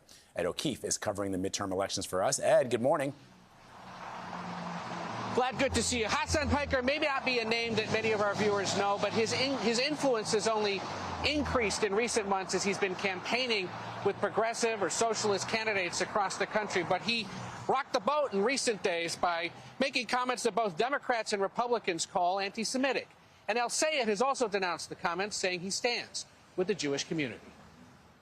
People don't with Israel any longer. Progressive influencer Hassan Piker has sent the Democratic Party into damage control after making incendiary comments during a live stream on Twitch last Thursday, arguing the idea that Jews are monolithic is, quote, a very dangerous mode of propaganda. If I cannot believe that this is a real thing. Monolithic is, quote, a very dangerous mode of propaganda.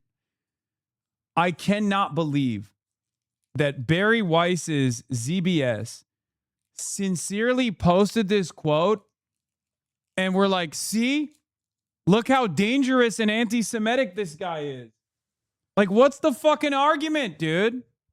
How the fuck is that incendiary or controversial? It's just correct. Not only is it correct, but it's also in opposition to the anti-Semitic argument. Like, what argument are you carrying water for? That Jews are a monolithic force? What the fuck? Somehow I'm the anti-Semite in this equation. If Jews in America keep putting this idea out there that they are singularly invested in Israel, eventually someone's going to come around and take action, not against the state of Israel, mind you, but against American Jews. Republicans quickly pointed to Piker's ties to Abdul El-Sayed, the Democratic nominee for U.S. Senate in Michigan. El-Sayed had embraced the left-wing podcaster during his primary campaign in hopes of winning over Piker's more than 8 million social media followers. But when he says things like he didn't have an issue with Hezbollah, that resonates more in this state than in many others. Yeah, well, look, those are things that he and I are going to disagree on.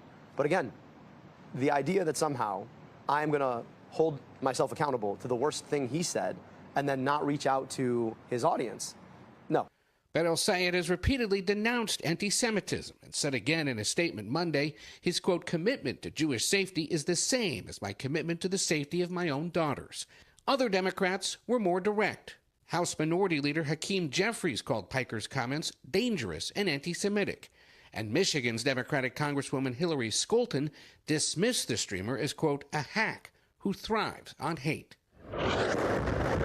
Progressives like Piker and El-Sayed are outspoken critics of Israel's handling of the war in Gaza, a divisive issue for the Democratic Party ahead of the midterms. I think the thing that Hassan Piker kind of forces on the people. Dude, it's not a divisive issue at all. It's not even remotely divisive. It's 90-10, bro. Abortion is more divisive, and abortion is not a divisive issue at all. Who he, supports, campaigns with, he forces them, I think, to clarify what do you agree with and what do you not agree with. Piker says the response to his comments is a, quote, Republican smear campaign. Mike Rogers, who's the Republican running against El-Sayed in Michigan, criticized the Democrats' decision to distance himself from Piker and called El-Sayed a, quote, con man. Gail? A lot of people watching. Thank you, Ed, very much. On another important issue, Leader Jeffries, you issued a statement yesterday slamming what you called the malicious claim that American Jews are inviting violence against themselves as, quote, dangerous and anti-Semitic. Was that in reference to far-left influencer Hassan Piker and his recent very controversial comments? Yes, those comments were dangerous, malicious, and anti-Semitic, and should not be tolerated by anyone in the public square. What we've seen is a startling rise of hate crimes all across the United States of America, but particularly in this moment directed against our Jewish brothers and sisters.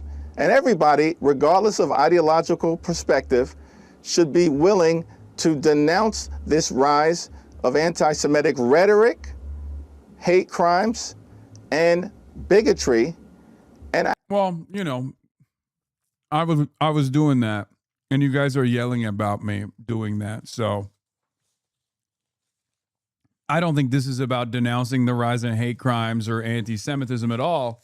I think it has everything to do with denouncing the crimes of Israel, which these guys don't want. It's kind of wild that this is the whole conversation. Dude, I was talking to some journalists earlier, like some of which that went back and like actually read the entire transcript, and they could not fucking understand like what, like they were asking me in our conversations, like, well, did you expect this level of pushback at all? And I was like, no. Why the fuck would I? It's something I've said a million times over. Sometimes I feel like I'm the last fighter against anti-Semitism. Like, these guys certainly don't care about it. Will these concerted campaigns destroy Abdul's chances? No. But it's not helpful that Democrats, instead of uniting behind Abdul, are actively taking pot shots at him by way of me. Actually try to move us to a society where we embrace everyone, even where there are differences on issues, be they foreign or domestic, the notion that people should be targeted because of their religious beliefs or ethnicity or race, whatever the case may be, that's fundamentally inconsistent with who we are in this country. Yes, indeed. Hassan Piker's clout among Democrats, though, particularly some younger Democratic voters, seems to be growing. We saw, for example, his prominence in the Michigan Senate Democratic primary. So why not call him out by name in your statement if you feel so passionately about this issue? I've just addressed Hassan Piker's comments as it relates to the Jewish community as forcefully as I can, and I will continue to do that. Yes, but in your original statement, he was not addressed by name. That's why I was raising the...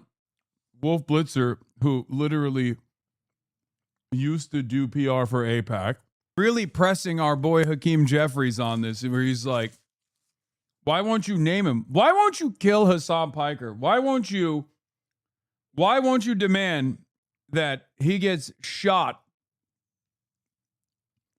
Why won't you do that?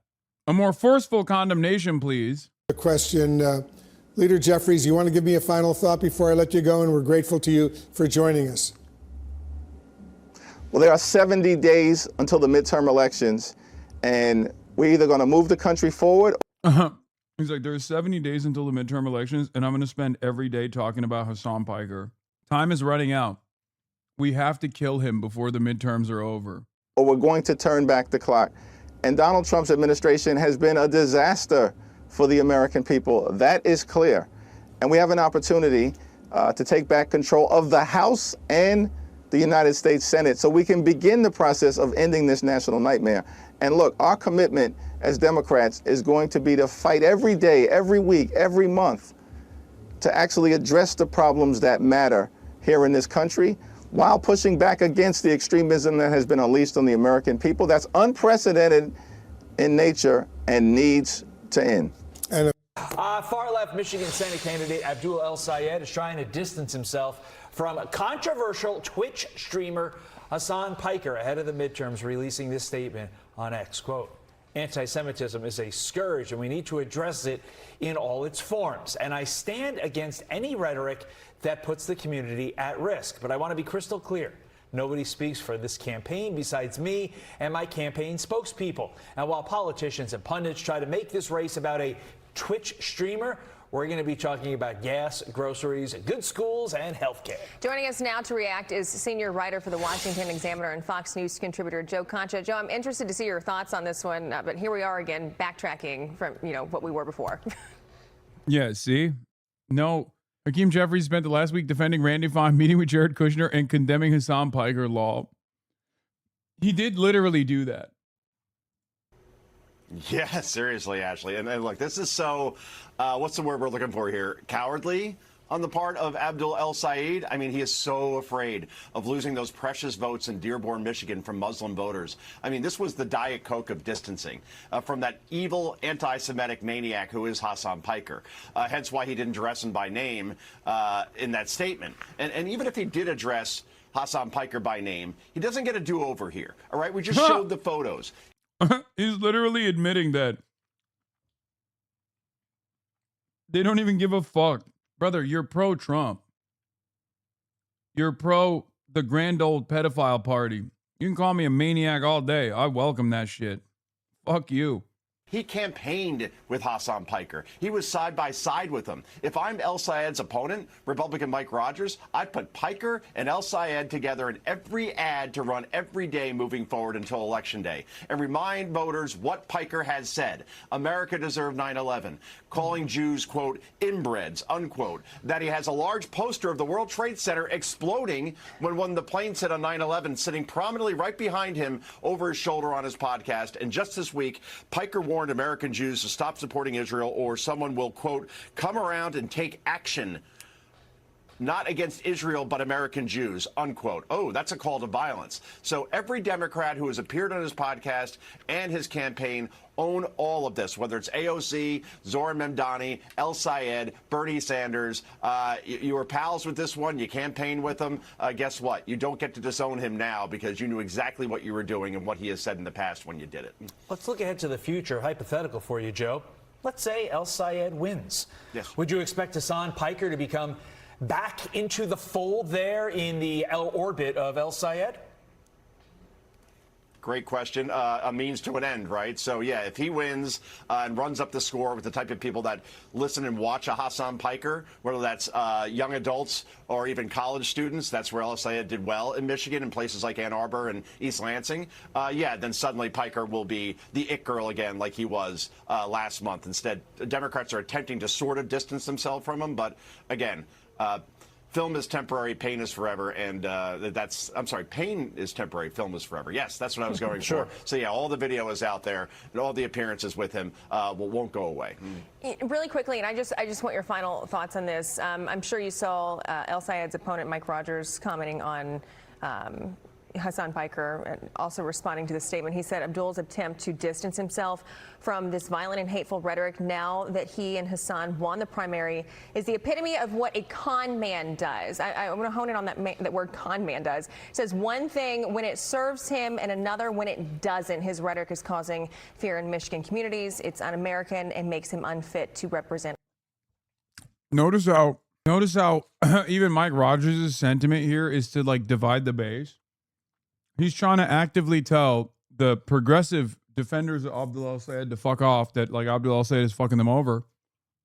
And he's also trying to instill fear in the more moderate voters to not vote for Abdul El-Sayed because he's far too radical. He misquoted you from a straightforward quote and said you made a call to violence. Yeah, yes, they are lying. What are we? Is this our new? Is this your first time tuning into the Republican side? They lie about everything. Why wouldn't they lie about this? They literally said Alex Peretti and Renee Good were white terrorists, not white nationalists. They would defend that, obviously. We know that they lie. We know that they lie all the time.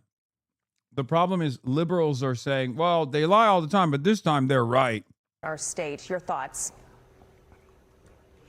Did you see what I was confident they would get Abdul kudos for condemning you. I'm shocked it only made the story bigger. Who could have seen that coming? Yeah.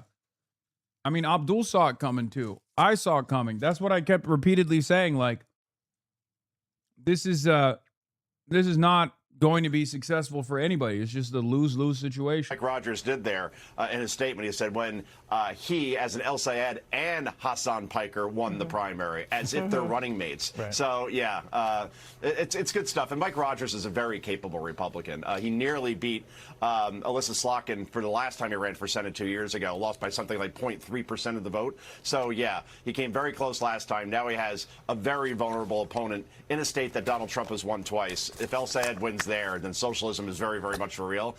Save the tape now. It ain't going to happen. Rogers wins this, and he wins quite comfortably. Wow, there you go. Joe Concha. Calling it. Mark it.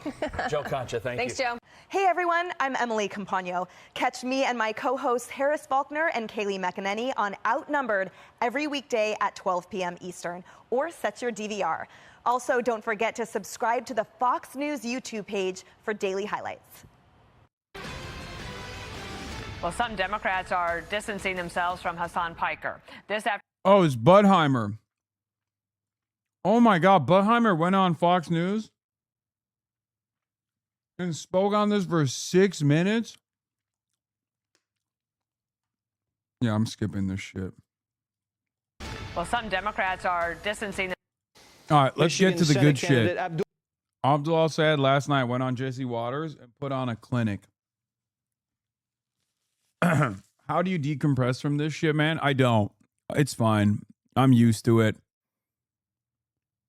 It's just a sad state of affairs because, like, it's perhaps more important than ever before to create some kind of consensus reality rooted in objective facts. And the media is absolutely destroying any opportunity that remains by saying, like, no, we're just going to still play the role of defending Israel. We're just going to do everything we can. We're going to be the little servants of AIPAC.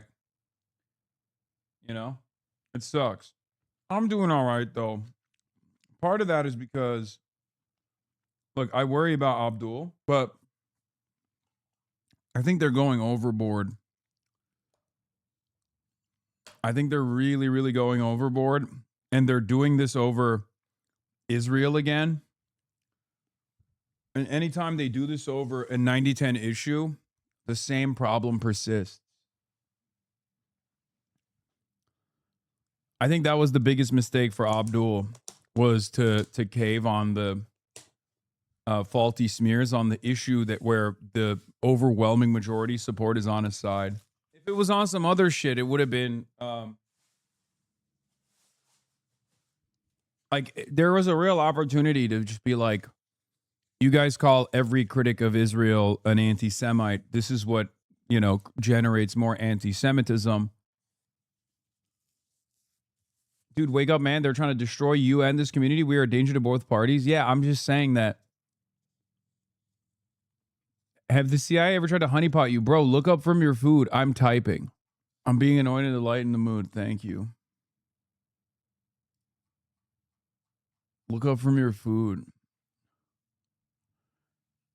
Yeah, all right, let's just get to this.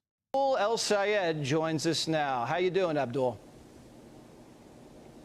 I'm good, Jesse. I appreciate the opportunity for a good, wholesome conversation, and I just want to start where we agree. We both played football and lacrosse. We both love America. We both love freedom, and I'm looking forward to the conversation. Absolutely. We'll see how much we agree on. I know I don't agree with you on this. You want to abolish ICE. Who's going to deport the criminal aliens from the country? Well, you and I both know that long before we ever had ICE, we had INS. We were able to enforce our immigration policies without shooting people in the face and the back of the head. And we just celebrated our 250th anniversary. That was an anniversary of throwing away tyranny. Now, to bring that tyranny back under the guise of the U.S. government itself, that seems to me to be inconsistent with the freedom you and I both love. Yeah, but I mean, that's a dodge, Abdul. They did the same thing as ICE back then, INS. Do you know how many... They didn't. That's bullshit. It's not like the INS was great, but to compare them to this iteration of ICE is totally ridiculous.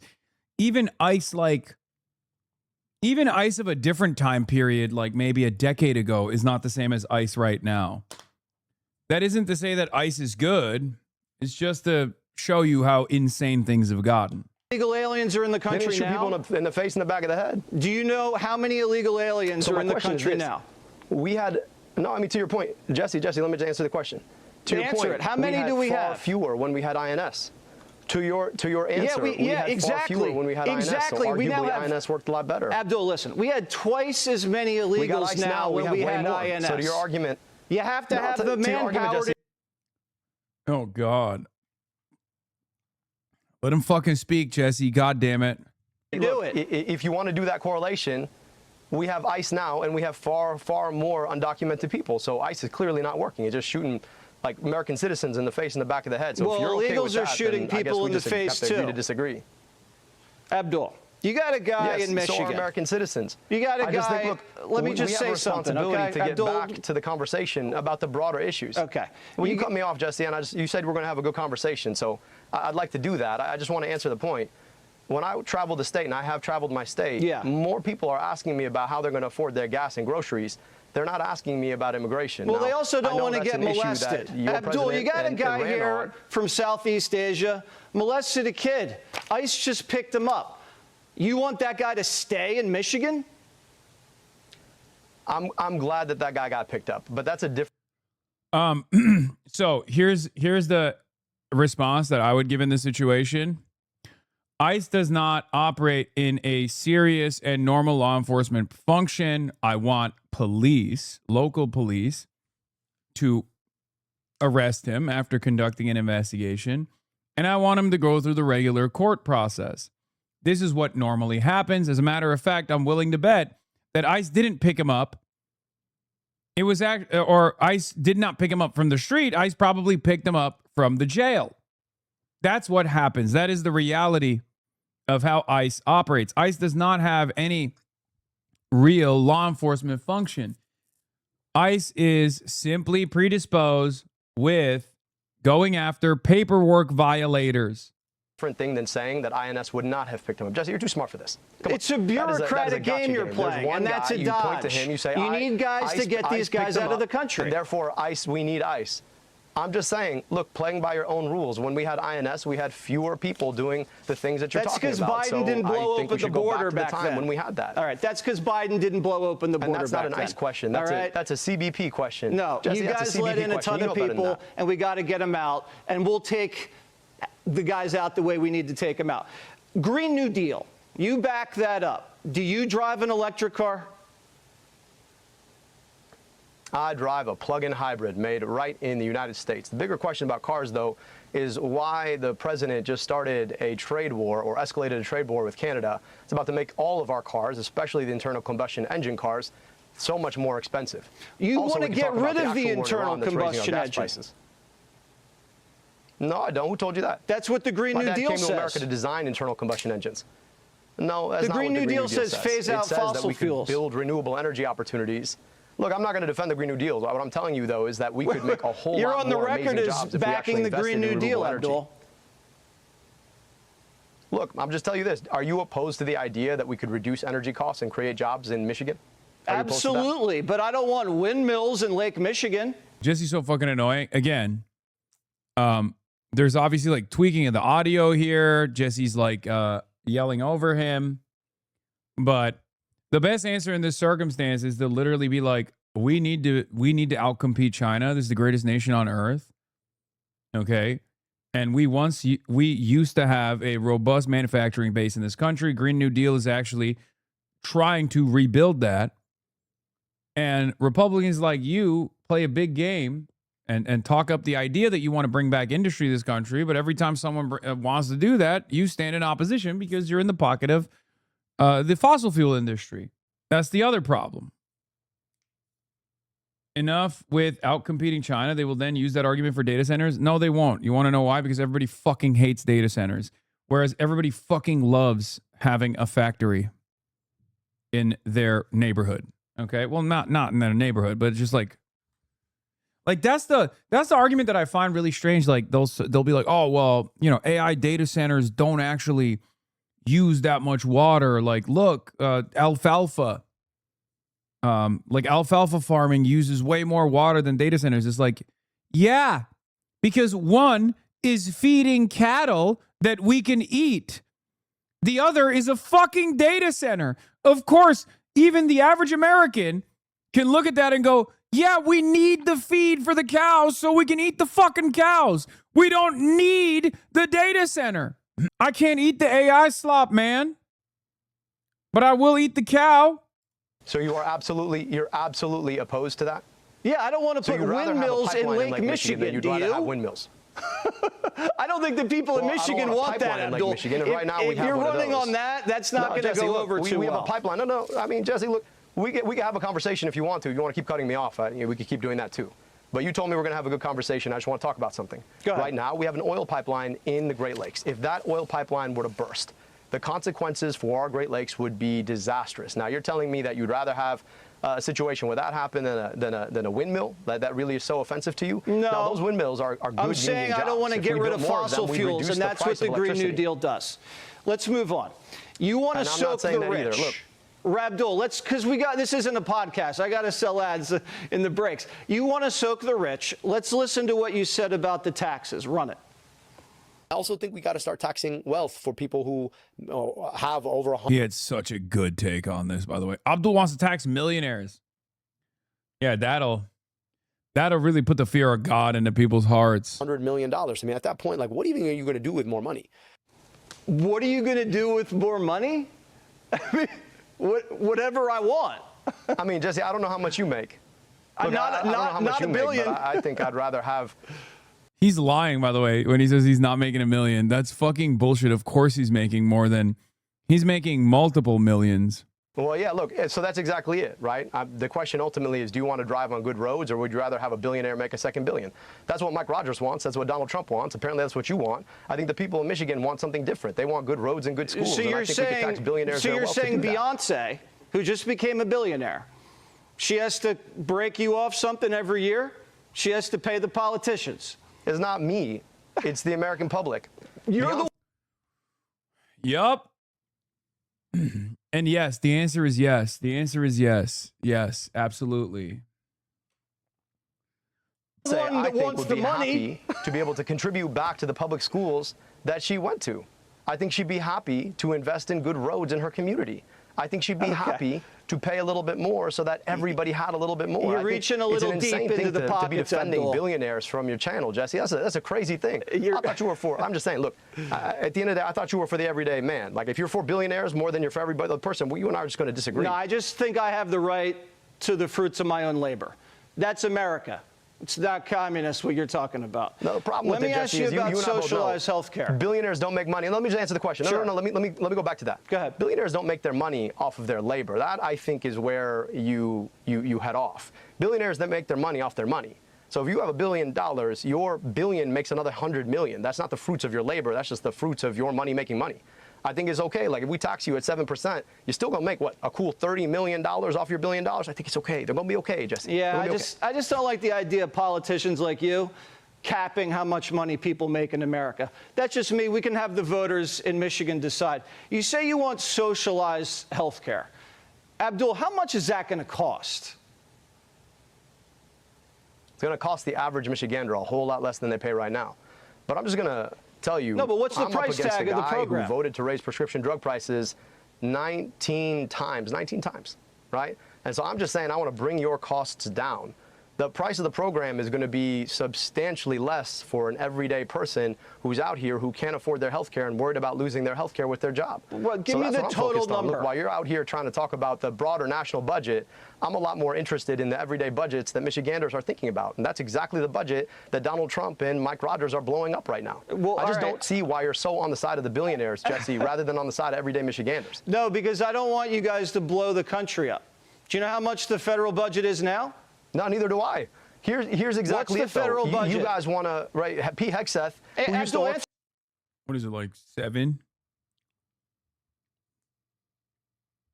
6, 7 trillion? I don't know. I have no idea. It's like 40. I don't fucking know. To the question, do you know what the federal budget wanted is? to raise. No. I just want to talk about this. Look, you want to talk about budgets? I'm happy to do that. The guy who used to work on your channel, I think he was like the 6th host on the 5. He wanted to raise our military budget to $1.5 trillion, and you don't seem to be upset about that. What, so we could fight a war we don't know how to get out of, to raise our gas prices $5 a gallon? That doesn't make sense to me, Jesse. We want to talk about the things that we actually suspend. APAC bat signal went up. Yeah, no, I know. I'm aware.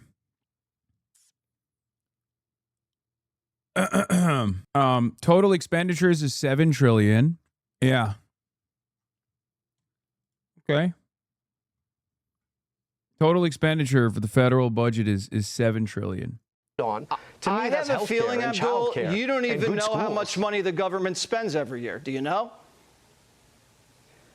Look, the question, Jesse, to me All right, is, so you I don't know. what Let me tell Michiganders you are what it spending, is. It's and $7 that's what I'm trillion focused on. a year.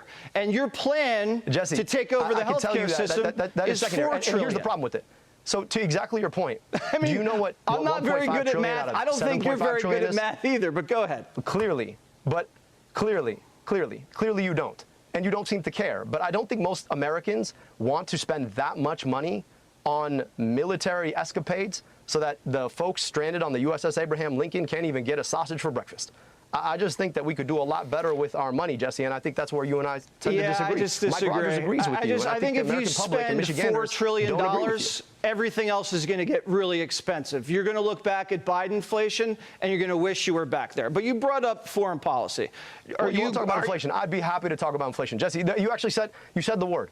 Because everywhere I go in Michigan, people are talking about the fact that they've never had to worry as much about life being as unaffordable as they say right now. Now, I get it. Donald Trump likes to blame everything on his predecessor. But let's be clear, this is Donald Trump's economy right now. And he's about to make everything so much worse because he's in a vanity war with the Prime Minister of Canada. And look, like, I'm in Michigan, and you're from New York, right? So you know Canadians, man. They're the only people I know who apologize before they even did his thing. So now they're raising the tariff to 50%. What's that going to do to inflation? Yeah, what is spending? Iran has nukes, you bozo. No, it doesn't. Watch me troll Hassan. $4 trillion going to do? I think it's going to make it a lot worse. But you brought up the war. Are you glad the Ayatollah is dead? Yeah, I mean, look, he was a terrible person, but that's beyond the point. The bigger question is, should we have gone to war in the first place? Look, I just want to be clear with you, right? I mean, I'm never going to defend the Iranian regime, but I am going to defend the idea that we probably shouldn't be fighting wars we don't know how to get out of. Oopsie, you go to war and you tell us that it's going to be a special military operation. That was in February. We're now in September almost, and we're still fighting the special military operation. I mean, it's not working for us, Jesse. We're not really this is exactly what happens when you've got a dunce in the White House who doesn't We're not really fighting it. Yeah, because we lost, dumbass. know what he's doing. So you'd go back in time, you'd give them back their nuke program, you'd give them back their Air Force, their Navy. No, I go back in time to the JCPOA, baby. Barack Hussein Obama. And pussy too. That's what I give the Iranian regime. Omna. Or what I wouldn't give to go back to a time when the Strait of Hormuz was open. As you guys know, I'm in the business of import and export, okay? I'm a business owner. I'm a international shipping magnate, okay? And I love commerce, and I love when traffic in the straits, whether it be Malacca, whether it be Bab el-Mandeb, or whether it be the Strait of Hormuz, is no longer rendered inoperable, okay? I love business. I love business. I am a fan of business. And as an international shipping magnate, I'm here to tell you that what Donald Trump has done is devastating for commerce. It's devastating for oil. I would like to continue trade maxing, and it really fucks me up. Really fucks me up that Donald Trump is making trade impossible, not dissimilar to how one Pegasus has also made international shipping impossible in Singapore, which is my heart, soul, and dreams. So I'd go the back, nuke program's I'd go back buried to the time under when we a were mountain at of peace rubble. and we actually had nuclear containment. Now, Jesse, you like to, I mean, look, I understand selective memory about history, but we had a JCPOA that was well negotiated, that actually had nuclear non-proliferation far more securely than what we have right now after having gone to war for the better part of 6 months. Yeah, I like the fact that the nuke program's buried under a mountain of rubble. They can't even get access to it, but that's me. I think we'll figure it out. The thing you said about... So let's just stop there. So, Sure. Jesse, wait. I understand you're not good at math. I get that. I'll give you that. But science, we got to talk about science, okay? Yeah. You understand that, like, nuclear material doesn't just go away because you buried it under a mountain of rubble. You understand they can still go back and bury it out, right? Yeah, You we're get watching it from Space Right. Force. So and we're not anybody any that more goes... Dude, Republicans' understanding of the world is like a child. It's just like, oh, well, we're watching it from Space Force, like a kid. Than we were back then. Okay, let's move on. You said getting rid of Sharia law was white supremacy. Let's roll the tape. Go. I don't have to tell you that the same exact forces that drove native peoples from their land 2 centuries ago, destroyed Black Wall Street a century ago, bombed a building decades ago, and tried to ban Sharia law not a decade ago, that those forces are alive and well today. So getting rid of Sharia law is white supremacy. Can you explain that one? So here he does this like rhetorical trick about canon law, but I think the better argument here would have just have been like, what do you think what is going on in America? Like, you think there's a real threat of Sharia law? What are you, fucking stupid? You know what canon law is? Jesse, I assume you're Christian, right? Yeah, tell me. All right, If it's fat dual, it shouldn't count. That's crazy. That's crazy. Canon law is the name for Christian law. I don't begrudge you your right to practice your faith as you choose. I don't know why the idea that I could practice my faith as I choose is a problem. Nobody is trying to push Sharia law on anyone else, just like I hope nobody is trying to push canon law on anybody else, because we live in an America where you should have the freedom of your religion.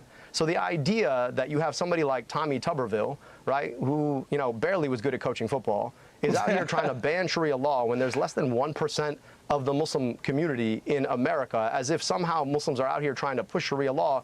That seems to me to be deliberately targeting the Muslim community because they're different.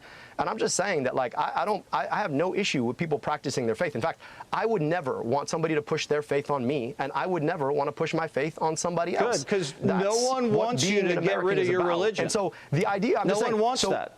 So, but when people preemptively go out there and start preemptively passing laws to ban something that's not happening, what you're trying to do is target. This part is good. I would have gotten I think it's better to come here before anything else. Get a very small community because they're different, and this operates. I mean, look, I'm just going to say there's statistical evidence that the president Sharia and the vice law in president Michigan like is to kind of target me scary. simply people as a don't function go of my for faith. that. You know, it's like men Nobody's aren't trying to equal push it on from anybody, women. but, like, It's like I just physical think you punishments. like to say the word. Look, Jesse, look, people you don't like to that say in the Michigan. word I'm just saying, because it I don't seems think really, that's a good really foreign position. and scary. Nobody's pushing it. No, but Jesse, nobody's pushing it. You know what the issue is in America, in Michigan? What? The issue that people are worried about is not that somehow somebody's going to come and push Sharia law on them. The issue in Michigan is people are worried about how they're going to afford their. Yeah, Jesse's like, not if I have something to do about that. Jillian Branstad says, it occurs to me that banning Sharia law is the wedge they want to use to push Muslim people out of public life. See Texas. The same way banning trans athletes is the wedge they want to use to push trans people out of public life, even though both are nearly non-existent. Exactly. Manufacturing a fake problem based on the most broadly acceptable version of the real harm you want to do. That nails it. Jillian Branstad nails it. Okay? Exactly. Yeah, these guys are fucking insane. Like, the real goal, obviously, is to banish Muslims, to exile them, to deport them, right? But if you say that, some people are going to be like, that's a little strange. That's unconstitutional. You can't really do that. That's maybe a little bit too mean. So in the interim, before that is like a mass accepted narrative, a policy vision, they just have to pick apart at like random nonsensical bullshit that's not really a problem at all. Okay.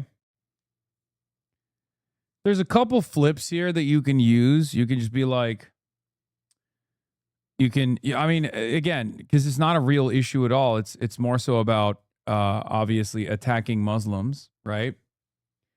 Laura Loomer said that and no one says shit. Yes, dude. Yes, because mainstream media is broadly accepting of Islamophobia. They like it. They welcome it. They foment it themselves. Gas. The issue in Michigan is, how am I going to see a doctor when I get sick? How am I going to keep my job? You're out here, honestly, you guys love to play this culture war game where you use these. Like, that's like, think about another minority population that isn't Christian, that operates with their own set of, personal religious beliefs. Like, imagine Jesse Waters going against a Jewish candidate and being like, oh, you guys want to make sure that everybody lives under Jewish law, Jewish rule. He'd get fucking destroyed. He would get abso-fucking-lutely destroyed. People would be like, what the hell are you talking about? Oh, you want everything to be kosher, huh? That type of shit. Words that sound really foreign. I agree to with you. avoid actually having to talk about the issues that everyday people like to talk about. Now, look, Mike Rogers is the guy I'm running against for U.S. Senate. And I know you've had him on your show. Maybe he answers questions. I don't know if he does. I've actually never had him on. Only. But look, you haven't. So he's ducking your show, too, because he's ducking. Look, can we all agree? Like, I haven't Jesse, invited you and I him are on. going to have a debate, right? Can we all agree that Mike Rogers is a beta? Can we all agree with that? I haven't even had him Dude won't on. even come on your show because he's afraid of getting. Oh, it's over. This was the best. It's the best. When you got the contentious host of Fox News laughing, it's fucking over. Thrilled. I will have him on. That guy, and I'm sure it'll be great. But Abdul, like, Jesse, let me just can say, I back up he's for out 1 here second? trying to talk about my. Can I back up for 1 second? Finish my point. I'll finish. I swear I'll be quick. Okay, because Mike Rogers isn't here to defend himself. He thinks he's running against Hassan Piker. Well, maybe then he'll actually come on your show. Maybe I'm doing you a favor then. But the guy's a beta, doesn't like to answer questions, and he dodges every debate. I So don't I'm pretty think sure I he's going to dodge you too. Need Mike Rogers on the show, but thanks. All I'm going to say is this. Thanks for booking it. You know, I agree. Gas prices are too high.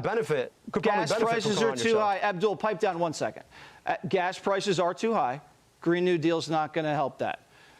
You said that we get to keep our doctor. I've been told that before. We were lied to. So let's move on. Jesse. You said here, I want to move on because we do have to hit a break. No, let me just finish the point. Please. You told me you want to say something. Go ahead. And I want to just finish my point, okay? Yeah. If the only answer that Mike Rogers and Donald Trump and J.D. Vance have to this economy is to point to me and say there are scary words associated with him, I'm just going to tell you, those scary words are not raising gas prices. You want to know something crazy? There's no alternative to this on the left or in the liberal side. Like Mike Rogers would not get flamed, would not get like this aggressively prosecuted if he were to go on CNN. You know what I mean? Like we all know that Fox News, you go on Fox News, they're going to rip you. They are going to attack you mercilessly. They're going to try to humiliate you, and you have to be on your best behavior. You have to be extra charismatic. You have to be extra funny. And it's great. Abdul is doing it. He's doing a really good job with it, but the expectation is wild. Like the double standard is wild. There's no liberals would never do this to Mike Rogers. What's the liberal equivalent of this? Where that Mike Rogers would have to go on CNN? Like, I can see Jake Tapper and Mike Rogers having a sincere conversation about the dangers of Abdul El-Sayed's anti-Semitism. Mike Rogers go on Kristen Welker, which is not even like supposed to be liberal, right? It's supposed to be like mainstream. And they could just be like, yeah, you know, we're all glad that you're finally fighting the good fight against the dangerous anti-Semite Hassan Piker. Like, that's what they would argue. They wouldn't argue. They would agree with one another. Or keeping you from seeing your doctor. I'm interested in getting money out of politics, putting money in your pocket, passing Medicare for all. And I think that actually will solve problems in Michigan. I'm not scared of you, If you think Abdul, I just think you're a little misguided. Or running against my faith is going to fix problems, go ahead. No, I just played what you said and we talked about it, so we're all good. You also said this, you want to replace the right to bear arms with the right to health care. You don't want to replace the Second Amendment, do you? Well, look, man, I think more people are more worried about whether or not they can see a doctor than whether or not they can have a gun. I'm just going to put that out there. I mean, you're dodging the question. Do you want to replace the Second Amendment? I'm just saying that more people are more concerned about seeing a doctor. If we had a right to health care in this country, they probably wouldn't. And I think that'd be a pretty good thing, don't you? I think you dodged the question. And that's a pretty big one in Michigan. But I'll take it as what you said. You Jesse, said look, Colin Kaepernick. I'm perfectly fine with people. Let me just finish to answer your point. You said I dodged the question. I'm perfectly okay with people having their hunting rifles. It's an important pastime. I've got family that goes hunting every single year. But don't you think we should have a right to health care? Don't you think that'd be a good thing in America? Can we just say that? 75% of the country likes the health care coverage they have. I don't want to screw that up. No, 75% of the country wants guaranteed health care through Medicare for all. So maybe you have your facts. I guess I know you guys do alternative facts over here. We'll find out. I'll give you that. We'll find out in November. But that's a Gallup poll. You might not believe it, but yes, I'm telling you what it is. Yeah, 75% of Americans like their doctor. Oldest trick in the book, baby. Oldest trick in the book.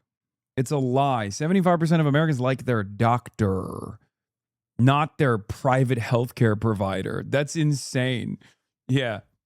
I've met 75% of Americans is so funny too. It's like, yeah, only one out of every, it's just the 25% of a shitty doctor. No, it's just, it doesn't make any fucking sense because the idea that 1 out of every 4 American is the only one that's chirping about Aetna is ridiculous. Okay.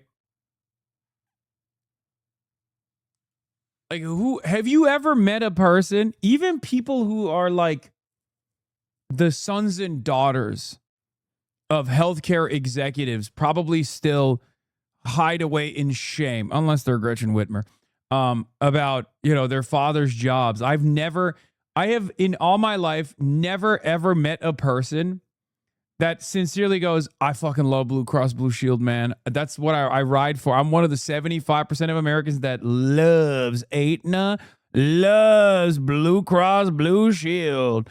Ooh.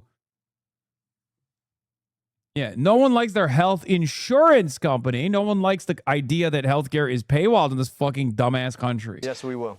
You said Colin Kaepernick was a good guy, and you said the NFL.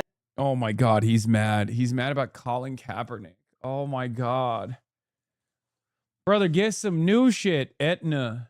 Hey, it is. Isn't it Aetna? Aetna? I don't fucking know. Shut up. It doesn't matter. was racist. What did you mean by that? Look, I think for Colin Kaepernick's sake, I think he should have had several more years in the NFL. Now, I think he's a pretty damn good quarterback. I think, unfortunately, he lost a lot of time. But the bigger question right now when it comes to football, look, I know you guys like to think I don't like football, but I'm happy to line up against anybody who thinks that I don't like football. And I'll just tell you, the bigger issue that we have for football right now is I looked at ticket prices to try and go and see a game with my family. It's astronomical, through the roof. Now, I think football used to be the kind of thing that you could enjoy with people. It's That's another gone dodge, for too many Abdul. people. So we want to talk I mean, about football. I want to talk about access to football. I asked you if you thought the NFL was racist because you said the NFL was racist, and now you're talking about ticket prices. No, I'm just telling you, the NFL is too expensive. The NFL is too expensive. You don't agree? All right, so you don't think it's racist anymore? I get it. All right, well, I'm glad. glad. You don't think the NFL is racist? He's doing the thing about Thanksgiving. I like it. These guys have not been primed and these guys are not primed for it. He's like, you want to talk about the NFL? You want to talk about NFL being inaccessible? It's far too expensive nowadays. I'm just saying, most people can't afford that. Bigger issue with the NFL. You want to talk about the NFL? The bigger issue with the NFL is too many people can't afford it. I get you probably can, and I know that you're in New York, so you have like two teams that play in the same place, so you get two options. But I'm just saying that here in Michigan, we got one team. Okay. And most people can't afford to watch them in the stadium. And I'd like to make it more affordable. Right. So you dodged again. Sex changes for minors. Do you support that? Look, you know, I remember having great conversations with my conservative friends about right to try legislation. The idea that the government shouldn't tell you what kind of health care you should have. I just think the government shouldn't tell you what kind of health care you should have. And if you're a minor, it's between you want to try on kids? Now, if you disagree with that, if you disagree that health care decisions need to be made by a doctor and government needs to stay out of the decisions being made by a patient and a doctor. That's it. That's it. They're parents and a patient. Then we think we agree to disagree. But, you know, you want to put government inside so, Abdul, you're a doctor, right? Selectively. I am. So you think it's okay for a parent to slash his kid's thing-a-ling off? You think that's okay? I mean, do you really want to have this conversation? Are you circumcised? Yeah, but I mean, that's all. That I thought was a little crazy. I think he should just stick to fucking saying, like, I think he should just stick to, you know, healthcare privacy, medical privacy. We got laws in the books. And I say this as an intactivist, man. I say this as an intactivist. They stole from me. I will never forget what they stole from me. I wish I still had. I wish I still had my foreskin. Every day, I go, they took my foreskin away. They also stole from Jesse Waters. This is how we bring him over to our side. What, to make him an intactivist? Personal question. Okay, doctor. So you probably should want to move on. Is circumcision's different than castration? I think it's a problem. It's a problem that you think that you get to decide what happens between a parent, a doctor, and a patient. And I'm just saying that, yes, circumcision is surgery on a kid's ding-a-ling. So if you really want to bring that up, you can. Dude, this is such a funny response. Never thought someone, let alone a Muslim candidate, would use this line. Unfortunately, mutilated copium is too deeply ingrained for it to land. Bro said ding-a-ling on Fox News. You guys are what happens between a parent, a doctor, and a patient. And I'm just saying that, yes, circumcision is surgery on a kid's ding-a-ling. So if you really want to bring that up, you can. I just think you guys are really selective about how you want to talk about these things. Abdul, Michigan's not going for that. That is sick stuff. That's wacky. Can we get ding-a-ling on the soundboard? No. Yeah, look, minors don't get bottom surgery. It's fucking bullshit anyway, but it doesn't matter. There's a million different avenues. You should just never talk about the more you shy away from the procedures, naming them, the easier it is, because the reality of the matter is every medical procedure is gruesome. That's what it is. Open heart surgery is one where you basically chop someone's skin off. You cut them in half, you break their ribs, you pull them to the side, and it's a necessary surgery. So if I can describe how gruesome that process is in great detail, but if you were to say, I don't think we should have open heart surgery, people will be like, that's insane. That you're an insane person. Now, of course, in this day and age, maybe more Republicans, I could see them coming out against open heart surgery because that's how stupid the world is nowadays. But ultimately, the more you shift the conversation away from the gruesome nature of surgeries, the better it'll be, right? So the best angle of attack here is to always say, look, I don't think random people like yourself and myself, and I say this even as a doctor, should have a say in decisions being made by a medical professional. Like if a medical professional thinks it's important for a pre-diabetic child to get on Ozempic, but you think that that's inappropriate, should we legislate that away? That's crazy. Heart surgery? You mean cardiac mutilation? Yeah. Yeah. Heart surgery. Open heart surgery is a libtarded way to say cardiac mutilation. Boys playing in girls' sports. I'm not advocating anything. I'm just saying. So what about that? So the question, so again, like Jesse, you have not asked me one time about the issues that people actually care about in Michigan. You don't want to talk about gas prices. You don't want to talk about groceries. You don't want to talk about healthcare. You don't want to talk. Yeah, you could talk about all that nerd shit, or you could ask the Fox News if he has a mutilated penis. Abdul 1, Hassan 0. True. About the stupid trade war that's about to destroy Michigan's economy. We spent the whole interview talking about that stuff. That's destroying. That is destroying our own military. You don't seem to want to talk about any of those things. You want to bring up all this culture war. That, I'm not here to fight a culture war. We talked about the war. We talked about gas prices and the Green New Deal, okay? If you want to do an interview, I brought them up every time. You can do the interview, you're okay? Asking me, you're doing the greatest hits, Jesse. This is, you could play this game if you want, but, you can keep doing the greatest hits if you want. You told me we're going to come on for a conversation, and when we have conversations, I think it's okay to also ask questions. I just want to understand what you're getting at here. I'm getting at whether you think men should play in women's sports. U.S. Senator in Michigan, it's a big issue. I'm interested in getting money out of politics, putting money in your pocket, and passing Medicare for all. You're filibustering, most people don't care about what sports kids play. You're filibustering. I'm just it's a big issue. Because I want to talk about the issues that your viewers last time. deserve to hear about. All right, so you want to answer that question. What issue? You won't answer the question. What issue? Go ahead, Jesse. What issue? Should men play women's sports? You have daughters, right? I think that, look, I played sports my whole life. Sports were an important part of my life. I'm grateful for the opportunity to play sports. And at the end of the day, the decision of who gets to play what sports ought to be decided by the people who govern sports. I'm running for U.S. Senate. Jesse, it's insane. I'm out here trying to take on the healthcare crisis in big pharma, and you're asking me about who gets to play what sports. It's silly. People can't take you seriously. It's kind of a big thing if you've been following the news recently, Abdul. Let me ask you about the politics. We'll get to your race. Let's do your race right now. Please be serious. I'm here with you. I want to have a conversation about the issues that matter. Let's do it. Let's talk about the things that people are actually talking about. Okay. I am, but let's keep going. Black people in Michigan. Well, I know you guys are talking about that, but the most of the country's not. Okay. Go ahead. All right. Black people in Michigan voted for this white lady you ran against by 8 points over you. What happened there? Well, Jesse, I mean, you said it yourself, right? You got to give credit to Abdul. He ran it. Look at the Chiron. Look at the Chiron. Dude, it's like, it is straight up. It's like an onion bit, bro. Black people voted for your opponent by 8 points. What do you have to say to that? Immediately, Abdul has a black voter problem.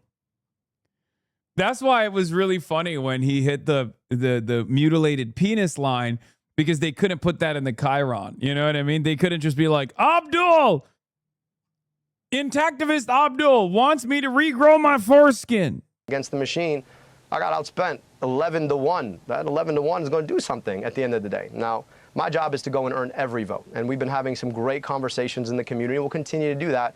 And I have a lot to talk about when it comes to my work taking care of communities.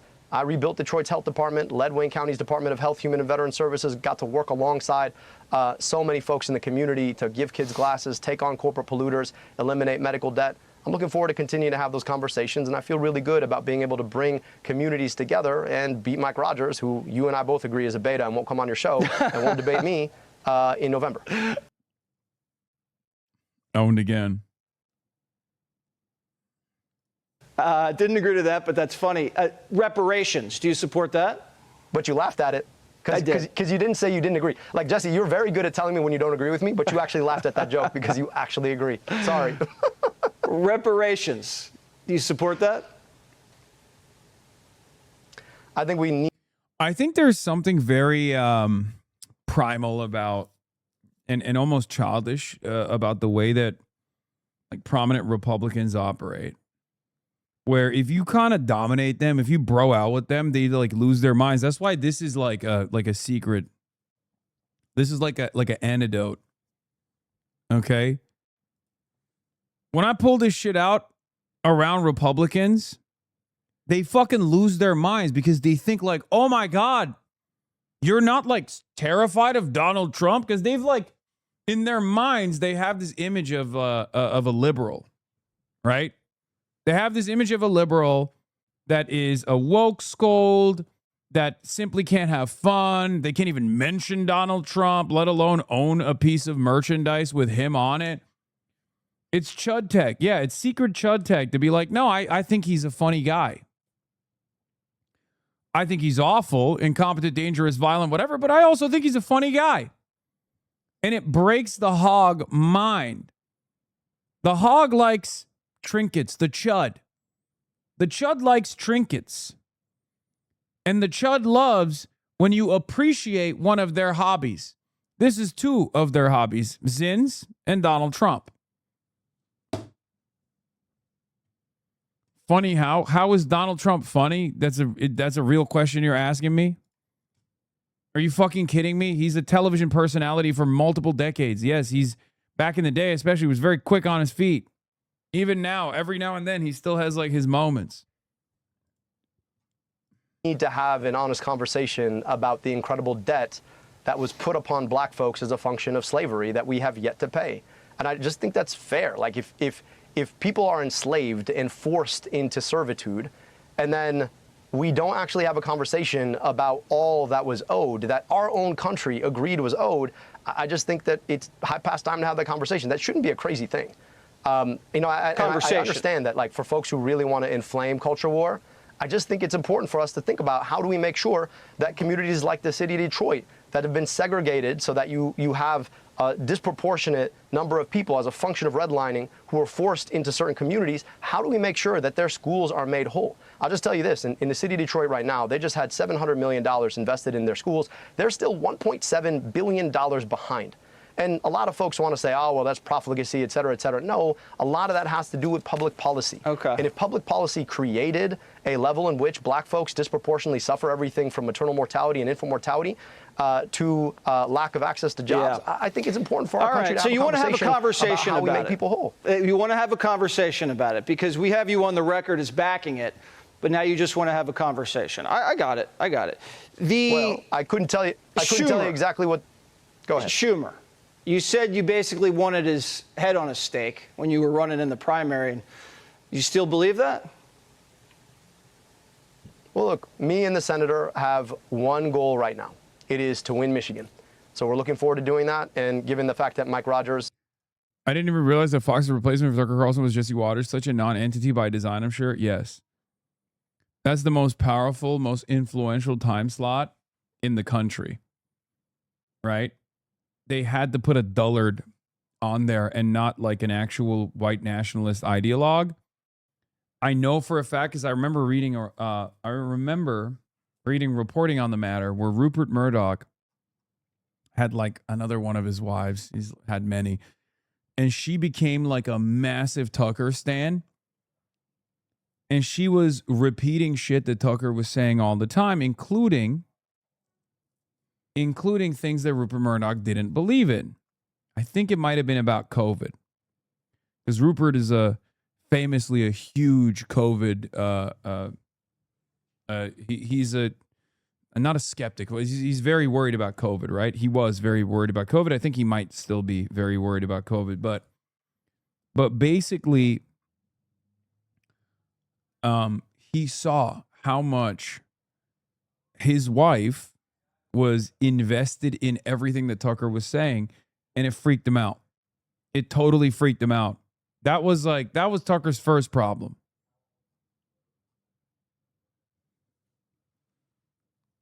That was Tucker Carlson's first problem. Then, Dominion and all this other stuff. And that was the straw that broke the camel's back. But dinner with Tucker Carlson. Then 48 hours later, Rupert Murdoch's engagement to Ann Leslie Smith was off. The Standard is serializing Michael Wolff's blockbuster, The Fall, The End of the Murdoch Empire. I think this is it, but she was a striking woman, forthright, sure of herself. She sees the conversation was emphatic in her views. Often these were black and white foxified views. The government was doing this. Don't you know? Mysterious day. It's also probably really funny that Rupert Murdoch probably hates when there's like a Fox News stan because he doesn't believe in any of the shit that's being presented on Fox News.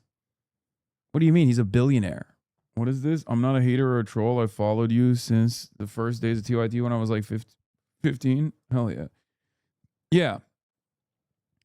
I'm willing to bet Rupert Murdoch thinks less of you if you enjoy the Fox slop. He probably looks at you like you're an idiot because you are an idiot. Who you agree is a beta is my opponent. It probably shouldn't be very hard. Okay. I respect the fact that you still came haven't on. opposed me. Mike, bro, talk to your guy. I respect the fact that you came on. I don't think you've really looked into some of the policies you're pushing. You seem a little naive, Abdul. I give you credit for facing the music, but some of the stuff's just straight up wacky. I don't know if that's going to fly in Michigan, but we're going to find out. You know what's wacky? We're going to find out. We're going to find out. And you know what's wacky? Yeah. You know what's wacky, though? Yeah. Can I just tell you? You know you didn't ask me about? What? We got a president of the United States who cares more about the drapes in a ballroom that shouldn't be built than he cares about the war he just got us into, or that he cares about the affordability crisis. That seems to me to be a little bit wacky. So if we want to have a serious conversation about what Michiganders are feeling, I'd love to come back on and talk about getting money out of politics, put money in your pocket, passing Medicare for all. Okay, we'll do it again. I'm telling you, none of that is wacky, and that's what Michiganders want. We'll do it again, I look forward to it, Abdul. Jesse. It was a good conversation. All right, thank you so much. Good luck in Michigan. See, at least I don't dodge you. No. Yeah. Thank you. Like 25%. Have a good night. Be sure to like and subscribe for... I like to keep private conversations private. And what I'll tell you is that the conversations I've had with future Congressman-elect, God willing, Jeremy Moss, have been about what it looks like to come together agreeably across our disagreements. I'm not going to sugarcoat the idea that we have disagreements, particularly when it comes to foreign policy and the best use of our tax dollars. And the plurality of Michigan Democratic primary voters nominated me to be the Democratic nominee. Now, I think it's important for us to recognize that the position that I hold on foreign policy is about trying to uplift and empower all people. It's about the kids in a community not too far from here where the median income is $14,000 a year, and the fact that Detroit Public Schools Community District is still nearly $1.7 billion behind on the necessary repairs in the school district, despite putting $700 million into the school district over the last year. It's about keeping our tax dollars here to invest in those schools here. It's also about making sure that in our foreign policy we substantiate equal rights to peace, dignity, and self-determination for Palestinian folk. And I'd rather my tax dollars not get spent to take away some people's self-determination that could be used to empower other folks here. That's not about hating anybody. I'm grateful to have grown up in a community where I got so much exposure and empowerment from the Jewish community. I'm so grateful. Judaism and the Jewish people are a light unto the world. Incredible contributions to our society, our culture, a beautiful faith that rhymes with so much of my own. And so, we're going to. Yeah, that's the other side of the story that's so fucked up. And I used to say this all the time in the beginning, immediately after October 7, that like the greatest threat to American Jews and to American Muslims is never from one another. It's from Nazis, right? It's from Nazis. It's from white supremacists. And that's historically been the case, right? And it's still mostly the case right now. The reason why I say mostly is because there are definitely a lot of back and forth pot shots in general, but like ultimately the problem still remains. It's very, very strange that this conversation turns into like Israel and Palestine, this is a religious war or whatever. No, that's not a reality. Damn, this guy's good.